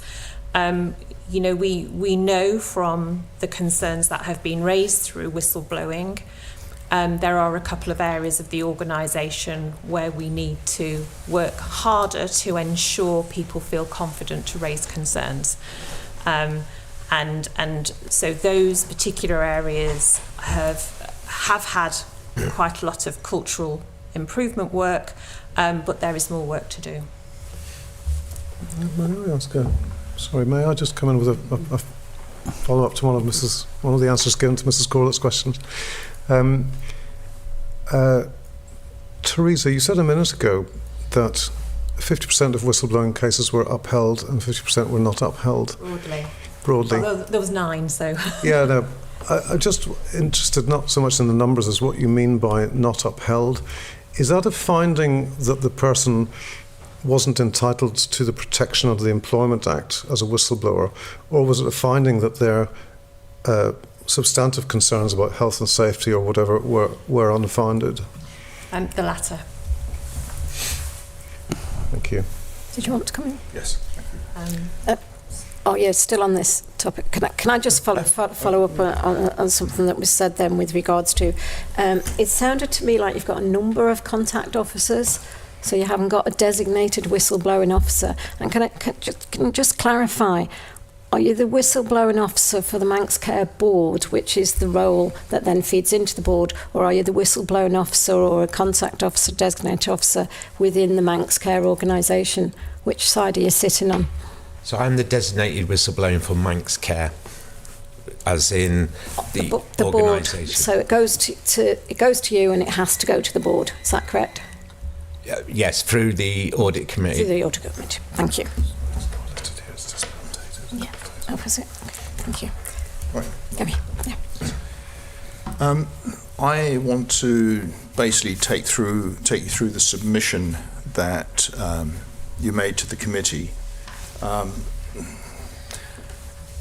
Inevitably, when we end up talking about Manx Care, we always seem to end up mostly on the healthcare side of it, and very little on the equally important social care side. And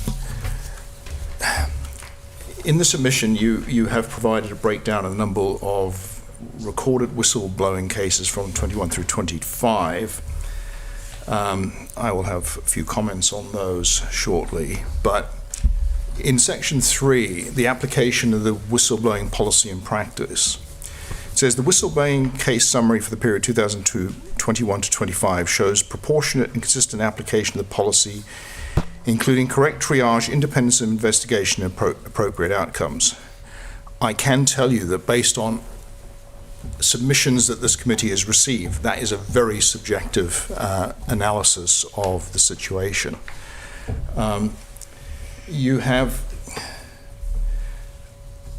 Your key findings include that several concerns were redirected to alternate processes where they did not meet the statutory public interest threshold, including bullying, racism, safeguarding, and procurement concerns.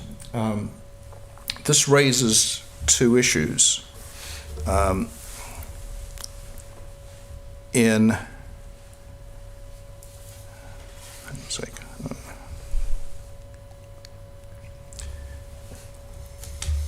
The many safeguarding and procurement concerns, I would think, would certainly pass the public interest test.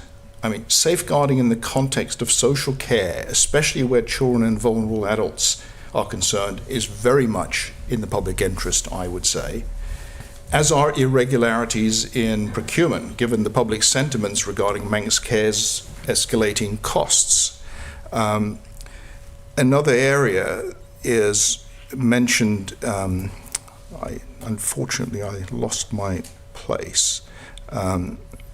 There's several concerns you said were redirected to alternative processes where they did not meet the statutory public interest threshold. The public interest threshold was only introduced on the 1st of April 2025. So my question is, what was the threshold, what were the criteria used prior to the 1st of April 2025 in this process? But even though the public interest test was only actually introduced in law, yes, there was an expectation in the policy for all of these processes to be followed, and other government policies with regards to financial regulations, safeguarding, etc. So is your question, Mr. Cluett, is with regards to who's made that decision to divert a public interest matter to an employment? Well, the question I had, I do question that the statement that safeguarding and procurement concerns are not in the public interest, when I would think most clearly that they are, and that many of the cases that we have heard from individuals that have been involved in things in social care are around safeguarding and things like that. So is that the reason why they don't appear to have been recognised as whistleblowing cases? Is because safeguarding is not considered to be a protected disclosure? I think we have to go. I think there's perhaps something about each individual case, and if I try and provide some more context around the procurement matter, this was actually raised by somebody outside of the organisation who was linked to one of our contractual services.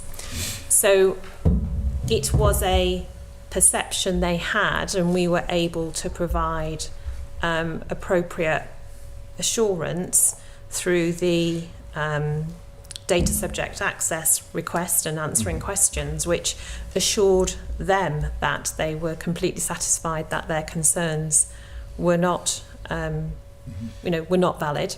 And I think that's where we do have the opportunity to have that dialogue, our designated whistleblowing officer to have that dialogue with the individual to fully understand their concerns and whether those concerns can be, addressed through providing the information which, enables them to be satisfied.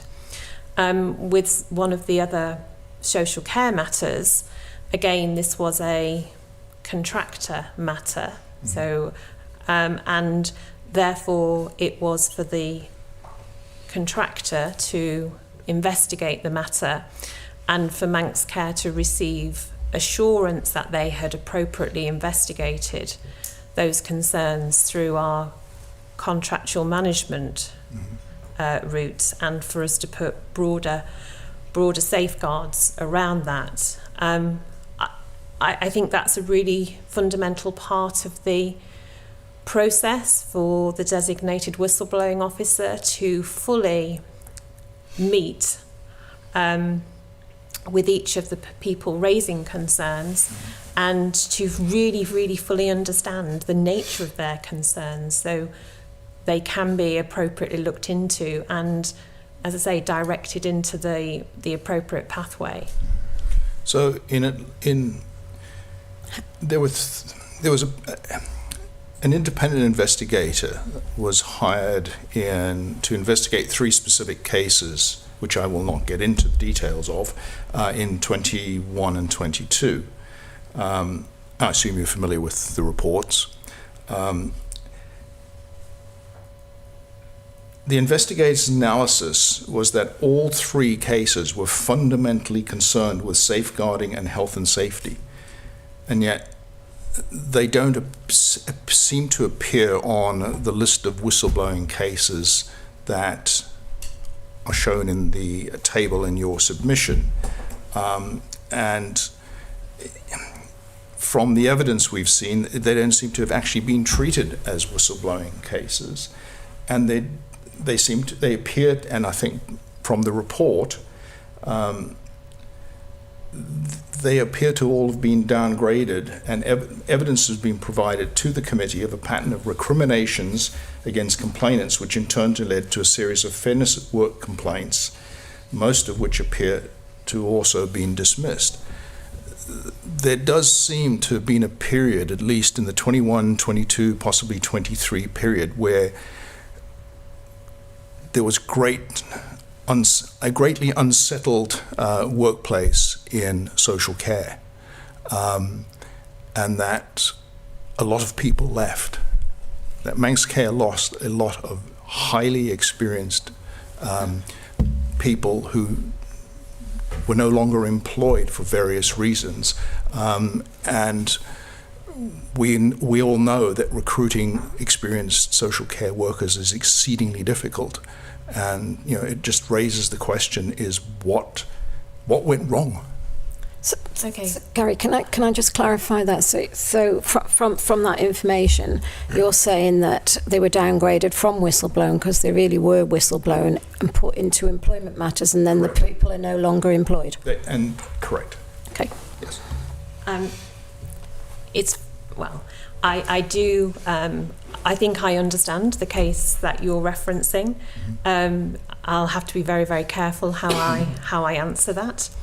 On my second day, in the very first week of Manx Care, we had... Teresa, can I just interrupt? If there is anything that you need to say, we can go into private at the end. I think this is really sensitive. Because it's obviously clearly investigated reports that perhaps are not public. Yeah. What I would say is I acknowledge that social care was a very unhappy place as Manx Care started. I am on record as evidencing and saying that there was a lot of concerns around social care and the culture in social care, hence why it was one of the first areas where the workforce and culture team were asked to do a specific piece of work. In the first week of Manx Care's existence, we were sent an anonymous letter by social care staff raising some really significant concerns about leadership, their leadership team in social care, and consequently there was a comprehensive investigation which took an awful long time to complete, and I think that's the report you're referencing. That report has been acknowledged as a report which identified themes only, but those themes correlated with the internal workforce and culture activities. And I can provide full documentation of all of the actions that the Manx Care Board took on receiving some significant concerns by members of staff in social care who had the confidence to raise concerns with the incoming leadership team of Manx Care around how it felt to work in social care at that time. It also is true that social care had a period of real instability for a couple of years, a number of senior leadership changes. I would absolutely challenge some of your assertions, and I would wish to have the opportunity to give account of you to some of what you've received. You know, there are always two sides, and I think that's probably where I'm best leaving this. Fair enough. Would you say the situation's improved in social care today? Yes, I would. Okay. I would. And we have evidence of that through greater recruitment, a much reduced vacancy factor. We are able to recruit to our post. We've got more of a stable leadership team, and the staff survey results absolutely evidence that this is on an improvement trajectory in social care. And retention has improved? Retention has improved.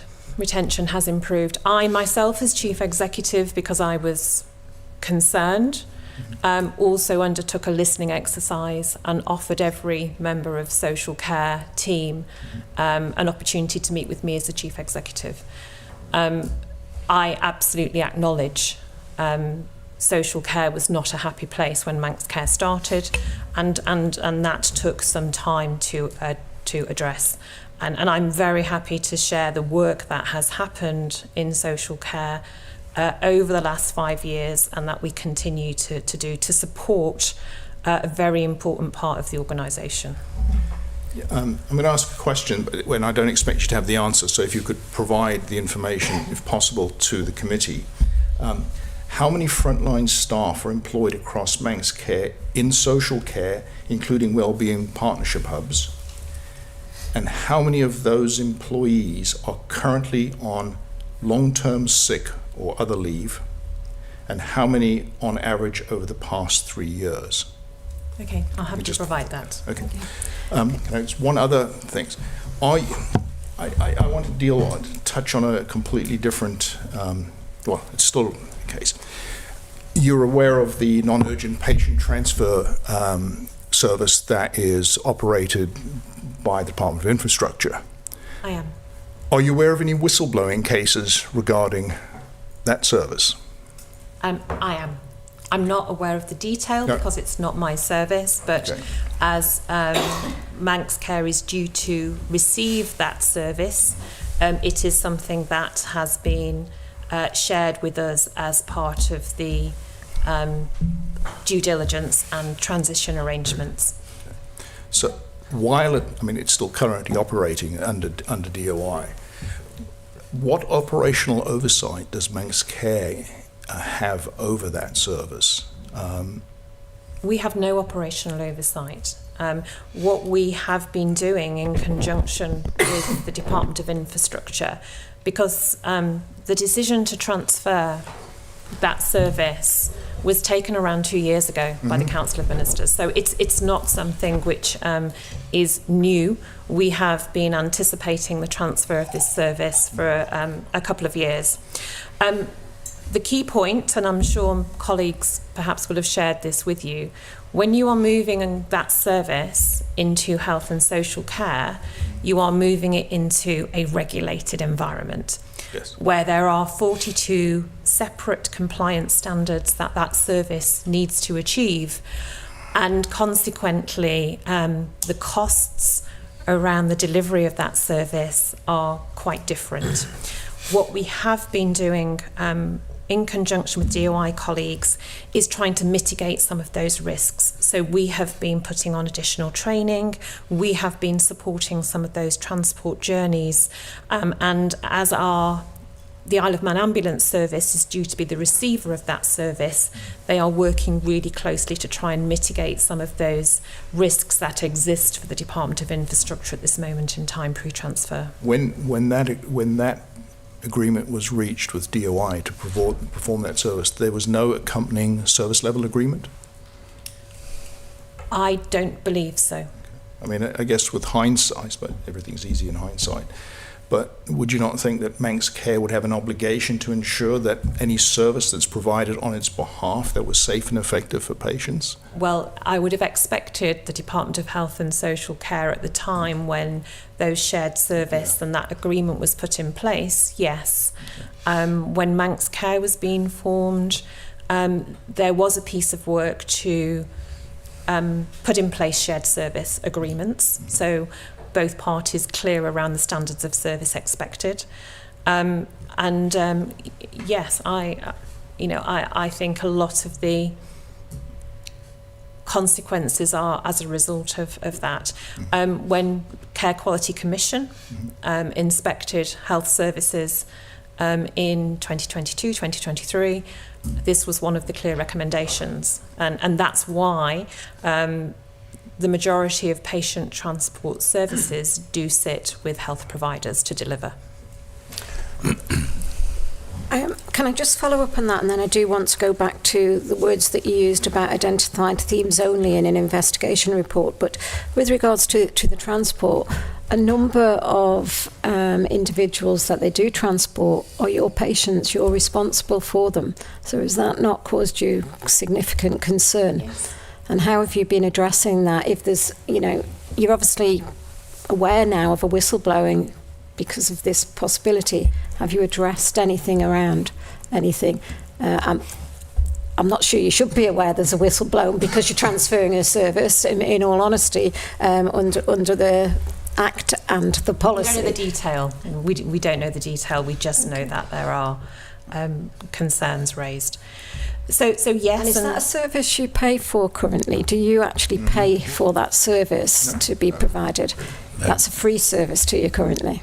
Treasury pay. For anybody that's within your care, say from a nursing home or a childcare centre or something, that's a free service to you currently by DOI, so you don't pay for it? DOI have the budget for that service. All right. But I just want to go back. You said the conclusion of the report was around identified themes only. Can you say publicly what those identified themes were? Because my next questions are going on to your staff survey and it talks about culture, etc. So is there anything within those identified themes that showed significant concerns of anything in the organisation that was impacting employees or safeguarding particularly I'm concerned about in those themes was a theme, and you honestly believe that the investigations never gave any conclusions as to where there were any serious concerns. So, again, and I'm assuming you're referring to the independent report undertaken by Martin Blackburn. But there's more than one There's report. more than one. There's another report as well. Well, but they're both Both linked. connected. They're both connected, correct. Yeah. So that report did recommend that further disciplinary investigations were to be conducted against some individuals who held senior roles within social care. By that point, some of those individuals had already left the organisation. And one of the key root causes that report identified was that in, I think, 2018, before Manx Care, there had been a cost improvement exercise which had taken out significant numbers of senior leadership roles from social care. And fundamentally, a lot of the challenges staff who were spoken to link back to suddenly a very significant loss of senior leadership, of organisational memory, of experience, and that falling to others within the team to so I think it was an ill-informed cost improvement programme without the necessary impact assessment at the time, would be my assessment of that. So consequently, the senior leadership team were left, without, I would argue, the level of experience they needed to do the roles they were in, and covering too many duties and roles for, and you know, on balance, when we took that report through the board, we recognised that even though we had a position whereby an independent investigation was recommending that a disciplinary approach was taken with some individuals who held senior roles, our assessment of a board was it was just more important to culturally move on and to not penalise or penalise some of those individuals who I think were doing the best possible job they could under very, very difficult circumstances. So I think what we had at that time was a number of staff very deeply unhappy that people who they thought were, you know, not being good leaders, not supporting them, not being held to account through a disciplinary process, and obviously the people who were in senior leadership feeling really disaffected by the outcomes of that report. I think that is the complexity of when social care felt the way it did. So, I mean, I think this is a whole evidence session in itself to be able to fully understand what was going on in social care at the time. But the important point which the board acknowledged was that it was really more important to focus on the future and getting the culture right, the systems and processes right.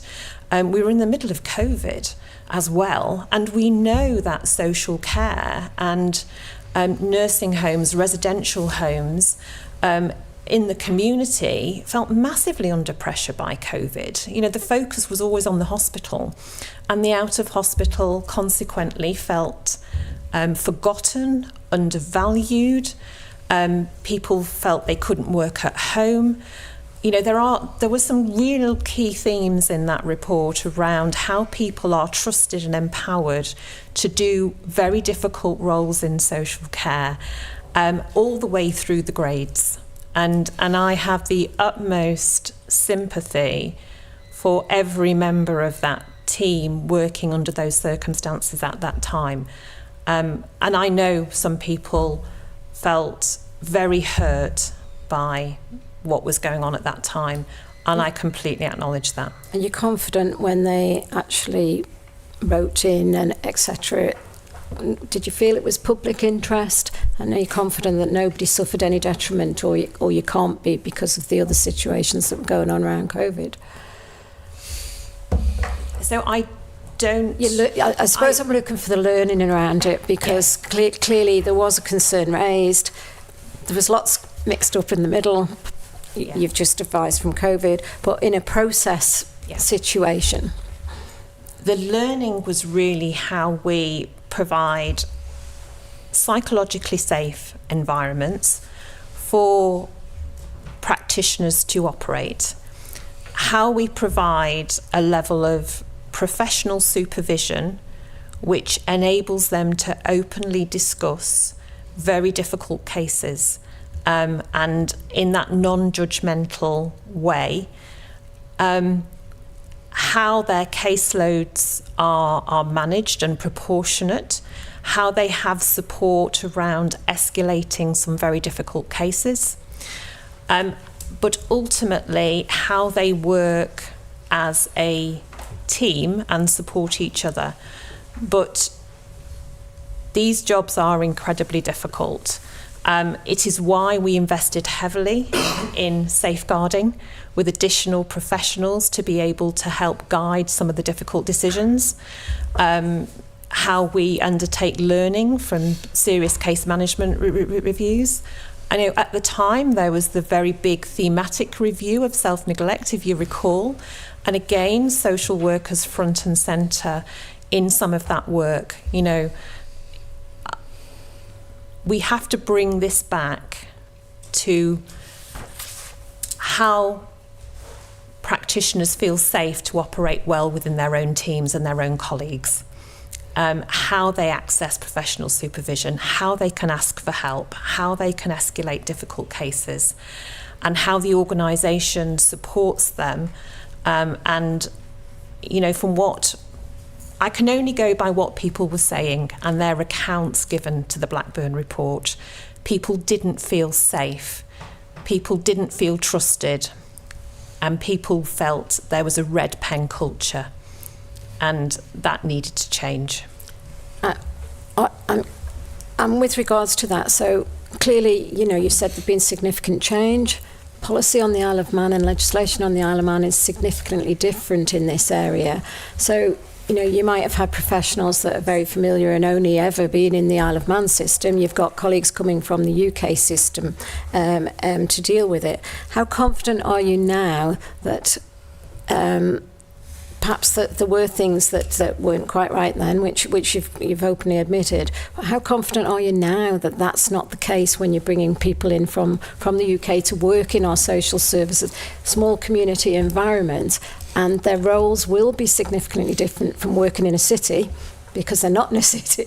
How confident can you be now that the policy and process for anybody raising a serious concern in the public interest is going through the right routes? So I'd say that the environmental context is often very different, and I've certainly experienced that in the course of the last year, but it doesn't change my understanding of my professional code and what good looks like, and when I should be raising my hand to say, hang on a minute, this isn't quite right. I might have to have a look on the internet or intranet or ask a colleague, well, exactly just how do we do that in Manx Care? This is how we used to do it in my last organisation, but that's as difficult as it gets. In terms of being confident that people are finding their way through that, I can speak more from a health perspective than a social care perspective, I suppose. But I've experienced I've had no colleagues expressing that they've experienced any difficulties in navigating that, even if they've come from environments outside of the Isle of Man or even outside of the UK, because certainly many of our professionals come from have not touched base even in the UK before coming here. And with regards to the professionals, particularly in social care, do you feel the prescribed persons list for that public interest test is adequate? Who's their regulatory body? I I know the answer. The regulatory body is not in the prescribed persons list. Do you think that's adequate, or would that be something that... Is it something you've looked at following... So obviously, you've had a couple of investigations in the past. You've come in fresh to it. I don't know if you've got any ongoing cases presently in that area. However... I've not experienced any issues where a prescribed regulated body isn't in the list. I mean, if there are some, then I'm not aware of those, but nor have I experienced a situation where that's got in the way of anybody bringing up a complaint. Thank you. Question, I suppose, what might concern, I mean, we acknowledge that a couple of years ago there was the social care workplace was not a happy place. And clearly when you have an unhappy organisation, you get lots of fairness at work, you get lots of complaints, lots of perceived grievances and various other things, whether perceived or otherwise. The concern really is, though, that were legitimate whistleblowing claims, in other words, were legitimate reports of safeguarding issues or health and safety issues regarding vulnerable adults, children, or anybody, any of the people that are cared for were overlooked, or just because there are employment disputes or disputes between managers and employees, and that sort of got lost in the morass. Because there are conflicts that could be identified, aren't there? That how do you address it if it's a conflict area that it's come from not outside but within your organisation, sort of externally, and do they automatically go to the Manx Care board? Sorry, can you just repeat that question? So what Gary's explaining with regards to public concerns, they could be private contracts in the public.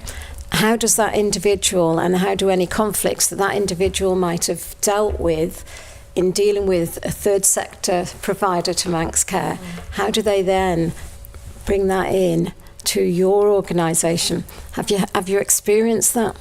Yeah, so... And how are the conflicts dealt with? Because you're actually in contractual agreement with a provider and this individual. Yeah, and that's where we've had to take the assurance through the contractual route, but it still comes back through the audit committee and back through to the board. So they all go to the board? They all go to the board, yeah. I think the one, just coming back to social care,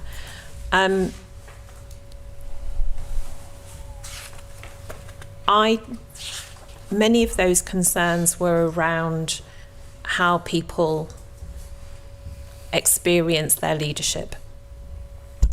So they were mainly around how it felt to be part of that team. So certainly the earlier cases in social care were around feeling bullied.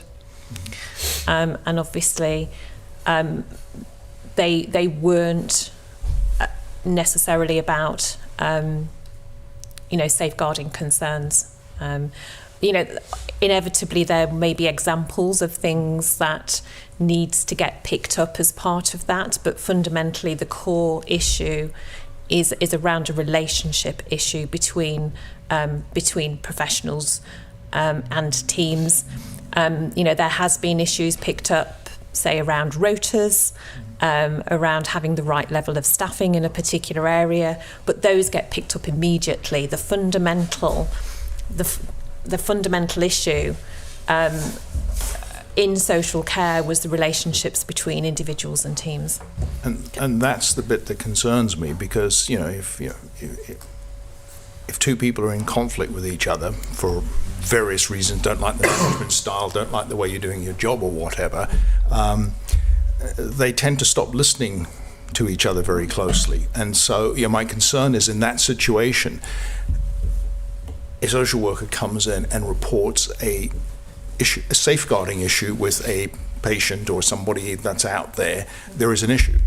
And that then doesn't get heard because of this personality clash. I mean, to some extent, it's human nature. But that's what worries me in these environments. That can have serious impacts. And I sometimes wonder whether, reading the various submissions and reports and various things, is whether, that there were some legitimate claims made of, safeguarding or safety issues that did get lost in the personality issue and in the organizational issue, and that is always of a concern. But that's exactly why the whistleblowing policy exists, because actually you have attempted to address that within the service with your line manager. But yes, and that's why, the independence of the designated whistleblowing officer is so key in that, because they're not going to make a judgment. Mm-hmm. They're going to look at the facts and look at how best those issues can be resolved. One of the examples is somebody in social care raised that the sort of constitution of the managing professional allegations against employees about people in positions of trust, didn't always have the right constitution. A really, really important learning point that we can then make sure that MASM process is appropriately constituted, and that's a multi-agency programme of work. Because we've got quite a lot to get through with it. Oh, yeah. Yeah. Can I just go back just to close off on these investigations? Mr. Clewett mentioned there was more than one. You've only mentioned one. Are you familiar there is more than one independent investigation into this particular area? I'm aware. Yes, I am. Yes. Thank you. Yes. Okay. So I think that's a good time to move on to surveys and staff surveys. So in your 24-25 staff survey, your results showed 49% of staff feel safe to speak up, 29% feel confident concerns will be addressed. But that represented a decline from the previous year. So what factors do you believe contributed to that reduction in the confidence in the organisation? This is the Manx Care survey, not the BMA. Yes. So the whole organisation staff survey. Sometimes it's around change across the organisation and getting the structures right. It was a point in time where people were changing teams, and there were changes in the structure of the organisation, and sometimes having those changes of leadership and line management can alter confidence, but I think it's something we are keen to work hard on in terms of the values-based training for all staff and all leaders, and then the organisational development programme which sits behind the senior leadership appointments of the organisation, so people can feel confident to raise concerns within their own teams. Is there anything? That's certainly what the outcome of that survey states, and I've heard that you're having talks, coffee shops, etc. However, how is that supporting the individual actually when they're working in the workplace? Because many won't have the time to go off to any of these discussions and that, or is it time that's timetabled for them within their working week to be able to go to this? You've got an organisation that works 24/7, 365 days a year.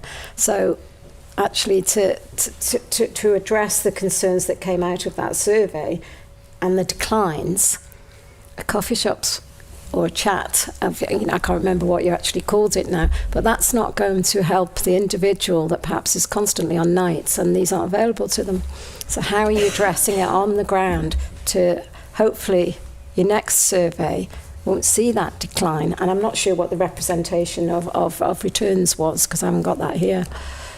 Yeah, it is a constant programme of engagement, of visibility, of ensuring all of our staff and teams know about the care values and the behaviours we expect across the whole organisation. It is about the connectivity and people feeling as though they have the confidence. As I say, there is always more work to do, but I think it's making sure that people feel they can access the executive, and things coming back to the induction, setting the tone and expectations at the very start of people's employment with Manx Care, which says, if you have a concern, I want you to come to me. But this is who your whistleblowing is. This is what we would expect from your line manager. And I think that's just the constant process that we need to keep following. We do need to start tackling poor behaviours, and I think we've seen that come through in some of the other surveys, in some of our other external peer reviews, and again, constant reiterating of our expectations around staff behaviour and staff support. The use of the networks, again, so staff networks able to support individuals, again, affirm expectations. It is ongoing and iterative, but the fundamental overriding principle is that Manx Care puts cultural improvement front and centre of its strategic objectives. And I respect that across the whole organisation, but with regards to whistleblowers and their experience, they're certainly not hearing or seeing any of this.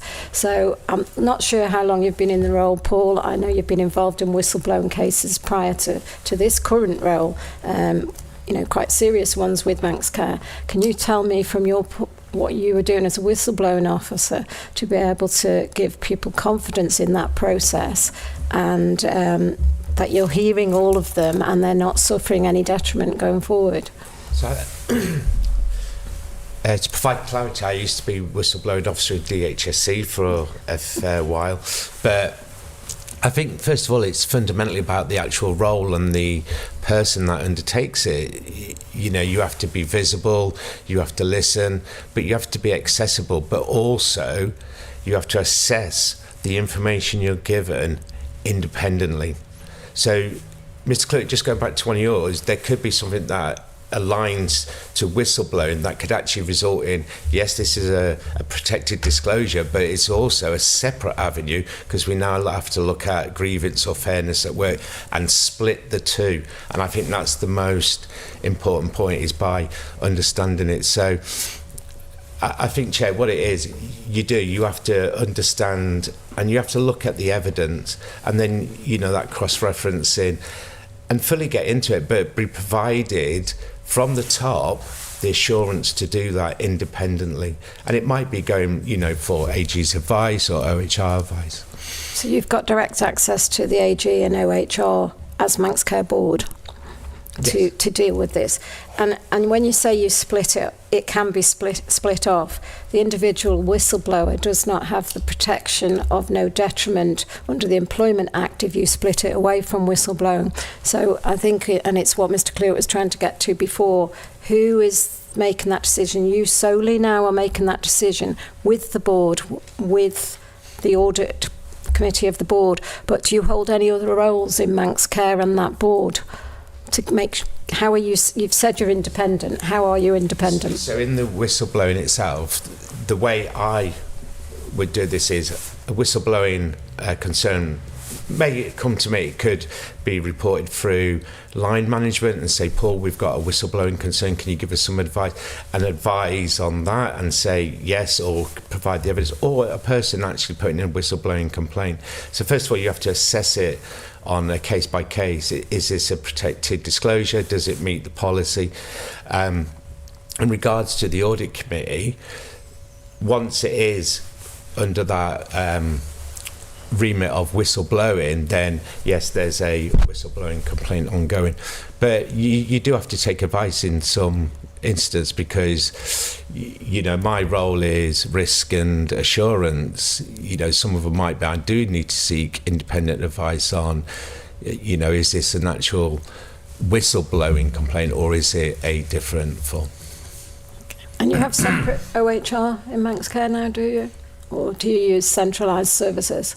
We still have the shared service.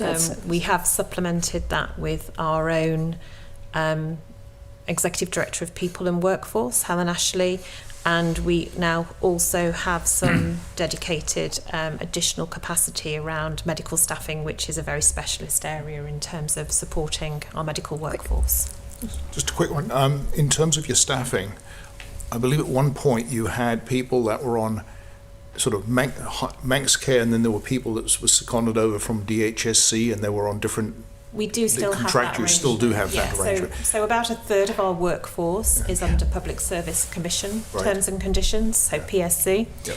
And then we have MPTC, Manx Pay Terms and Conditions, which is the majority of our nurses, allied health professionals, and then we have hospital medical and dental.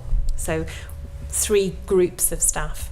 Does that in any way complicate the process for things like whistleblowing and that, and the routes that you are available? Or?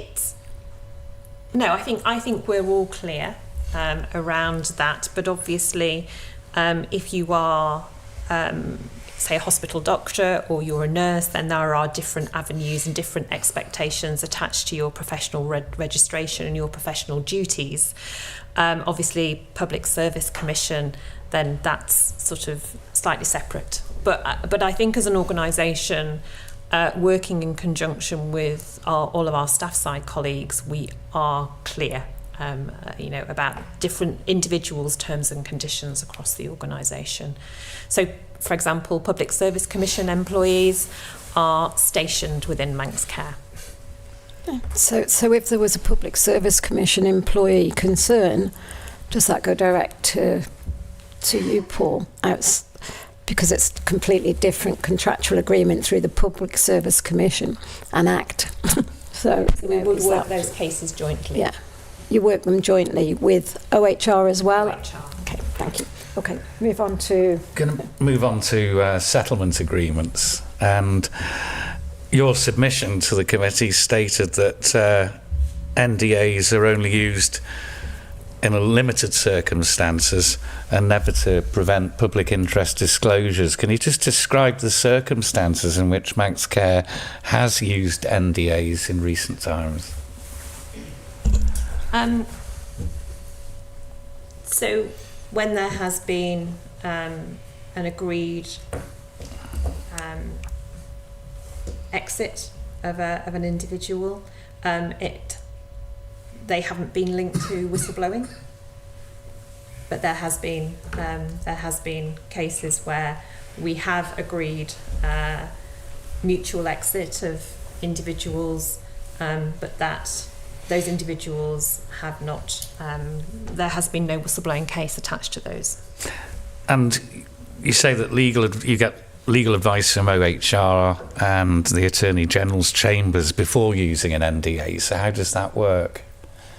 So if we are in that position, and depending on the seniority of the employees, if it is a senior employee, then there is a role for the remuneration committee, which is made up of the chair, non-executive directors, to have a role in assessing that case.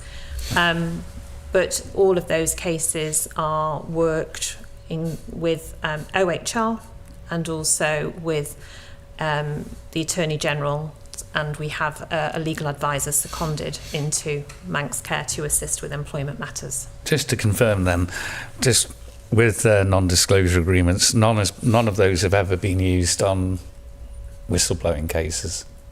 Not to my knowledge, I don't believe so. So they won't have to feel that they've been silenced in any way then at all? No.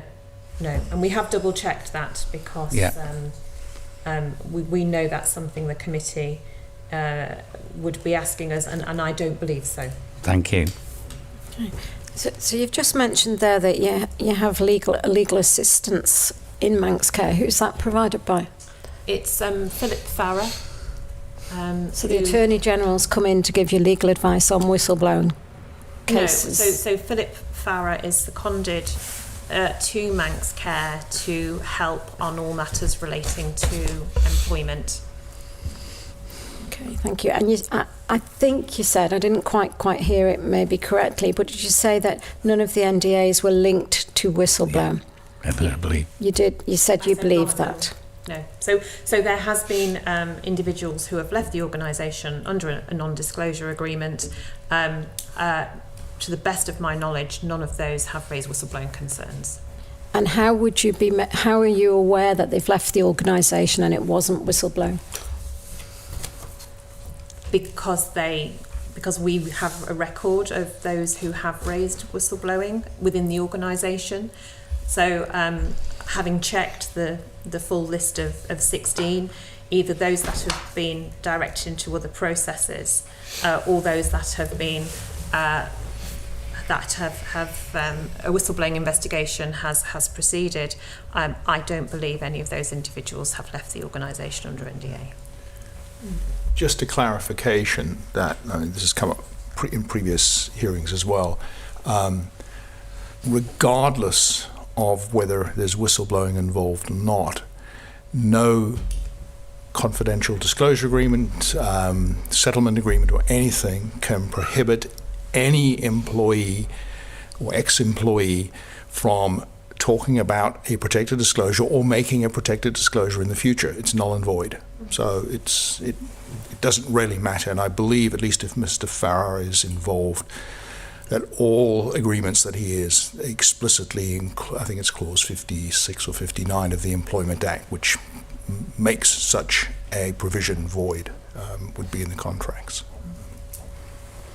Unfortunately, sometimes ex-employees who've signed them don't really understand the full impact of those, and again, it's a highly stressful situation to be in, and therefore, I can't talk about this at all. You can always talk about a protected disclosure.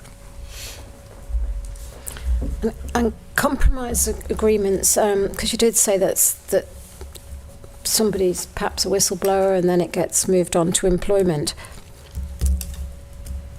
You've got you haven't got independent. You've got the Attorney General's legal assistants coming into your organisation to advise. At what point are they advising? Do you think it's early enough within the process? So if a whistleblower comes in today, I'm not sure of any of your qualifications, Mr. Edge, but with regards to, say, it was safeguarding or in a very highly regulated area, where do you go immediately for your advice about that regulated area? Unless you're very highly qualified, and I'm not aware of it, that you couldn't cover everything. So. Not in safeguarding, though. First of all, I think it's dependent on the type of complaint that comes in. Some are quite clear that it doesn't meet the requirements of the policy, but that's reassuring the person that's reported and explaining to them why it doesn't, or gaining more information. Internally, I may have to raise it with a senior safeguarding practitioner, but confidentiality, as in, does this breach the Safeguarding Act, or, is this a concern? Or I may have to go to the AGs and seek advice on it independently. So I haven't dealt with one in Manx Care as of yet. So these are the types of things that you go through. But that's why the new policy, I believe, is a great way forward, because it does allow that splitting and that signing off. But it's very internal. You're not going to the Department of Health and Social Care, who you mandated to deal with all of this appropriately. You don't at any point, or you're not aware yet, because I appreciate you've only just really taken on the role. Okay, thank you. Okay, we've just got a few questions now on the capability to address relevant failures. And the first question is, how do you assess the seriousness of concerns that may fall under the statutory definition of relevant failures? Is there a framework you use to prioritise those concerns? Are there different... Obviously, you've got different levels of issues. How do you assess how serious that is and prioritise what needs to be dealt with first? in terms of any concern being raised. Maybe clarify the next part with regards to your submission. It might help. Because you'd said earlier that several submissions had been upheld. Yes. So those were safeguard and practice, radiation exposure risks. So kind of what steps did you take to address the underlying issues examined by those investigations? Not just putting something right, but an investigation often flags up underlying issues that need to be assessed. So what steps do you take to look and assess those underlying issues? Yeah. No, and I think we've obviously discussed at length social care and some of the concerns, and that was very much around bullying, and that's why more broadly sort of the cultural development work, the code of practice, the care values, and that broader piece is really important. A couple of the other examples where again, a significant amount of learning, but it is around the recruitment of medical staff to the organisation, and ensuring that medical staff and people in acting consultant roles are on the specialist register, and there's a period of time when that is acceptable, but it's only acceptable for a certain period of time. So there has been, the example was, those were two upheld matters whereby there is now a new policy in place around how we recruit consultants to the organisation and how we ensure everybody is on the specialist register, and including the appointment of locums or people on a limited term appointment. Chris, I don't know whether there's anything you want to particularly on that one. Yeah, so I think I suppose I would borrow from a clinical perspective, and many of these areas relating to Manx Care are clinically related, and I'd draw to the fact that whenever any clinical concern would come up, I and others would be pushing hard to think about root causes, and that's a well-held concept within health and care services, and certainly over the course of the last year we've talked more about human factors, and that's another part of considering the root causes.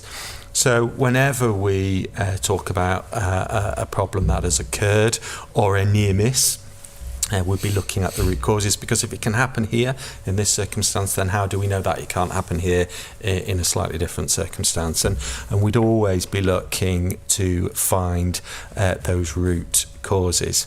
In the case of the whistleblowing for consultant appointments, the fact that some examples were identified to show the legislative requirement for a consultant appointment in the Isle of Man wasn't followed, even though the practice aligned with practice in other jurisdictions. How do we know that other people might not have misunderstood that as well? And as a consequence, have put in a policy which now requires any consultant appointment on this island to be specifically signed off by me, not just to go out to advertise, to make sure that we then get the right requirements in the advert, but to then formally appoint. So that we can be absolutely clear that we're following Isle of Man legislation and not legislation in other jurisdictions. And that will be a typical example of how we've looked at the root cause of why did that happen. Well, it happened because people didn't understand exactly what the legislation says here. Thank you. Okay. So you've talked a little bit about this actually with regards to the Audit Committee and that independent oversight, but how does that oversight strengthen the integrity and the independence of investigations? Where's the independence in that for an individual with a concern that comes forward? Well, I think it's obviously chaired by the non-executive directors of Manx Care, who have a role in scrutiny and challenge and holding the executives to account. So they are independent and have a role in assuring that the appropriate action has been taken by the executive and the designated whistleblowing officer, and that is their role as non-executive directors to ensure an appropriate action has been taken. Okay. And so if there was a situation that went to the board and they decided it wasn't satisfactory with regards to a report about individuals actually in the organisation, how does it come back down through the process? So, it would be directed, for example, if they felt they wasn't satisfied, they would then direct an investigation if they so wished. I don't believe there has been a case where the Audit Committee has directed a different action. I think they have been satisfied of appropriate actions. They have close involvement, and I think it might be helpful perhaps for the committee to understand the role of the non-executive directors in this space, and perhaps maybe seek evidence from them. But they have an involvement through the process. They oversee those, and ultimately the committee makes sure that the investigations have been undertaken appropriately before they're signed off by the chief executive. And can I just ask, I know you haven't actually done a case, but somebody will be aware of it. So if there was a case brought to the audit committee, who presents to the audit committee? Designated whistleblowing officer. So it's definitely you that goes to the audit committee. And then just to pick up on that process that you say that they've not referred anything back from the audit committee. So. If they were to, there must be an internal process. What's the process from that point? Because there must be a policy or structure in place for that to happen from the audit committee. Where would it go? Well, it's most likely to recommend further investigation. That would probably be the outcome, in that an approach has been taken and the audit committee is not satisfied and therefore would request formal investigation. And for those investigations, we normally go outside of the organisation. So we seek investigators out with the organisation for many of those concerns. And do you have to, because you've obviously got your legal advisor that sits in amongst all of this, do you have to go to them first before you can go external? No. No. Okay. Can I just ask, you may not have the figures here today, but of the whistleblowing cases that you've alluded to, how many still work at Manx Care and how many have left? And what duty do you still have, even if they have left Manx Care, but they're still involved in a whistleblowing process?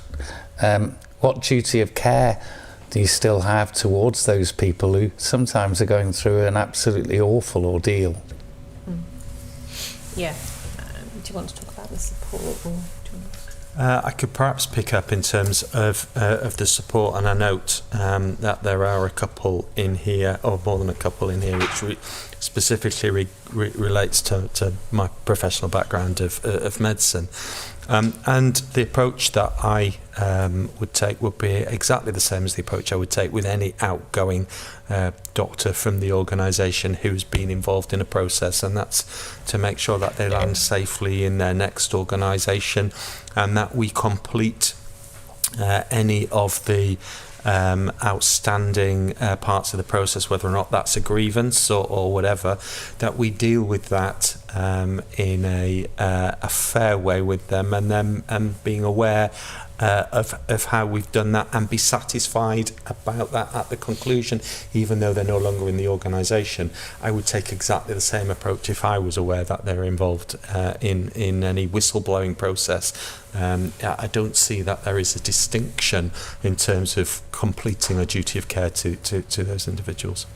So are you confident, because some cases from Manx Care have ended up in really high-profile employment cases, and I know you weren't in the organisation at that point in time. Have you reviewed that, and are you confident that all the recommendations from anything to do with that Employment Tribunal, and I don't know if there's any others going on at the present time, so we won't talk about them, but are you confident that some of the failures that were found in previous employment tribunals, that you're confident that you could say the organisation is operating and applying a lot of what was found to be strong evidence because it was a successful case?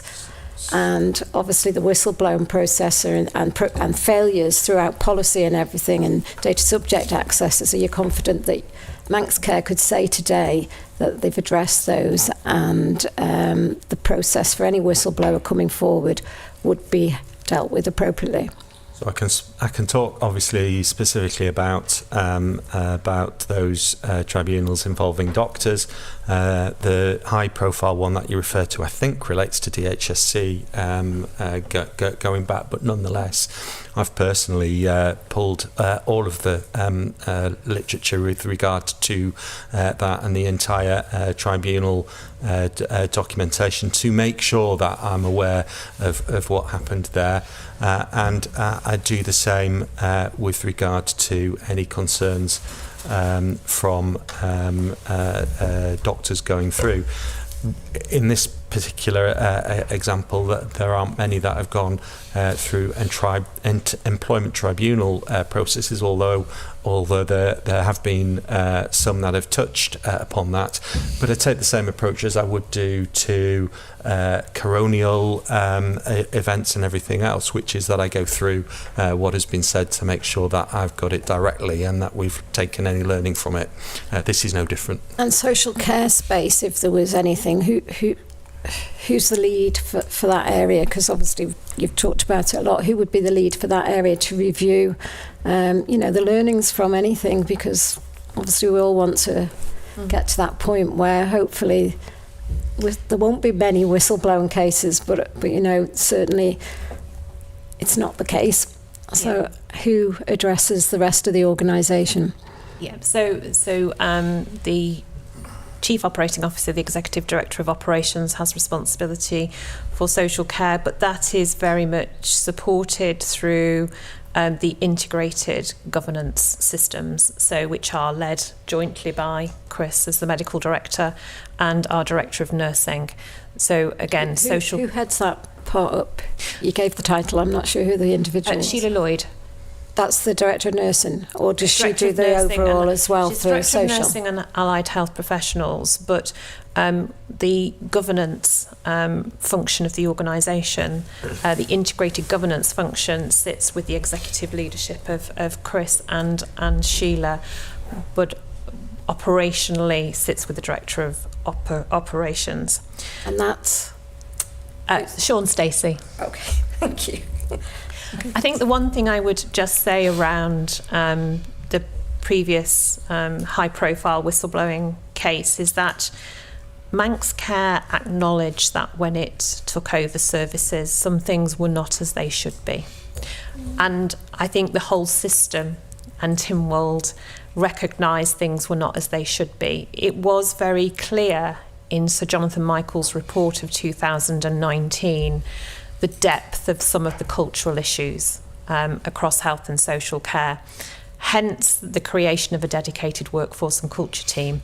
Hence the requirement to have comprehensive regulation and inspection applied to health and social care, and the commissioning of Ofsted and the Care Quality Commission. Those inspections and other programmes of work, peer reviews, very much shone a spotlight on things that needed to improve. And as a new board and as an exec team, I believe we were always and remain receptive to hearing any concerns which are around patient safety, around safeguarding, because we know there was improvement needed. Okay, thank you. I just ask, do you have any feedback, or do you encourage any feedback from those who have blown the whistle or reported concerns, that they are confident in the level of independence in the process and that the level of independence in that process is appropriate from their point of view? Yes, and I think that's a really important role of, again, the Audit Committee and the non-executive roles in that space, to be able to ensure that we have dealt with those concerns. I do recognise that some individuals will remain dissatisfied with, even when we've completed an investigation, and that is unfortunate, and we would wish that not to happen. But that the Audit Committee and the role of the non-executive and the role of the whistleblowing officer is to ensure we can demonstrate and give assurance of a comprehensive investigation, and have supported the individual through that process, and provide as comprehensive as a response as possible, and then checked in with them afterwards. So I know on some of these there's been ongoing dialogue once the outcome of that investigation has been shared with them around how things are. And that's when, things like doctor appointments, there's an ongoing role to make sure that we've learned, and then we have communicated those changes that we've made as a result of what we have heard and what we have identified through those investigations. Okay, Gary. One of the things, you won't have the information to hand, so could you provide to the committee with, of the 16 cases that you highlight in your submission, 2 of those it says they resigned, but of the other 14, could you let us know how many are still in post, in their either in original positions or more senior positions than when they made their whistleblowing claim? Thank you. We will be able to provide that in detail. I have just looked at it briefly. Okay. I think it's about 50%, but I will provide the exact details. Thank you. Okay, we do need to finalise. So is there any opportunities to strengthen the government's wide whistleblowing process? Based on your experience, you're classified as a arm's length organisation, but you're clearly using all the non-arm's length. You've got access to all of the centralised services to do your operations. So is there anything that, because of your experience being arm's length, but then the Manx public paying for all of your other services like your legal and OHR, is there anything that you could say you'd like to see improved? It's all very internal, but you're supposed to be external. Well, arm's length. I don't want your external.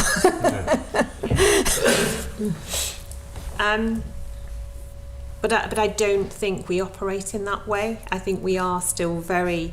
I would argue we are only partially arm's length. We work incredibly close with all of the government departments, just by the fact that we are mandated to use HR services. The financial advisory service provide our accountancy service. GTS provide our technology services. We are still very much interwoven with government because of the vast number of our support services which we are mandated to use from government. So I would probably think our processes do not look very different from any other government department. I think our uniqueness is that we sit in a health and care sector whereby it's really important for us to have multiple opportunities for people to raise their concerns and have them addressed promptly at the lowest possible level. And hence why roles like the Freedom to Speak Up Guardian, the Guardian of Safe Working, the Director of Medical Education, professional supervision networks, that's why all of those things exist. So professionals feel supported to do their own roles to the best of their ability, and have the opportunity to raise concerns at the lowest level as quickly as possible. And just to pick up on one thing that you said earlier, when we were talking about independent advice, you can go straight outside independently. I don't think that exists for other government departments. So how does that, I get your arm's length, but where does, the financial commitment, well, if it's legal advice, it could be regulatory advice. Clearly, you need a budget around that, whereas other government departments, I think they do have to, they're directed in a different way. So I'd like to just understand that with regards to whistleblowing policy. And, it sounds to me like you can just go anywhere and it doesn't matter what the cost. No. Okay, so you do have a control around that. We do. So if we was to want to seek independent legal advice, we would have to have the express permission of the Attorney General's Chamber in order to do that, in the same way as I think any other department would need to. So I do feel those same rules and controls apply. So there has been... I think it was in the illustration about the Audit Committee. You said that if the Audit Committee wasn't satisfied, they might seek further investigation, and then you would go outside. Oh, well, so that's an investigator from the pool of people outside of Manx Care. So the list of trained investigators or individuals that we have access to. That's the government list. As a government list, sorry. Okay, yes. It's not a separate list anyway. Yes. Okay. There are cases, but these are not necessarily always whistleblowing cases. But where under managing high professional standards with doctors, again, investigations need to be done independently and by very specialist individuals for obvious reasons. Mm-hmm. But that's through the same process. You have to seek AG's advice. Yeah, okay. Yeah. Thank you. It's been quite a long session, but we will now sit in private. Thank you.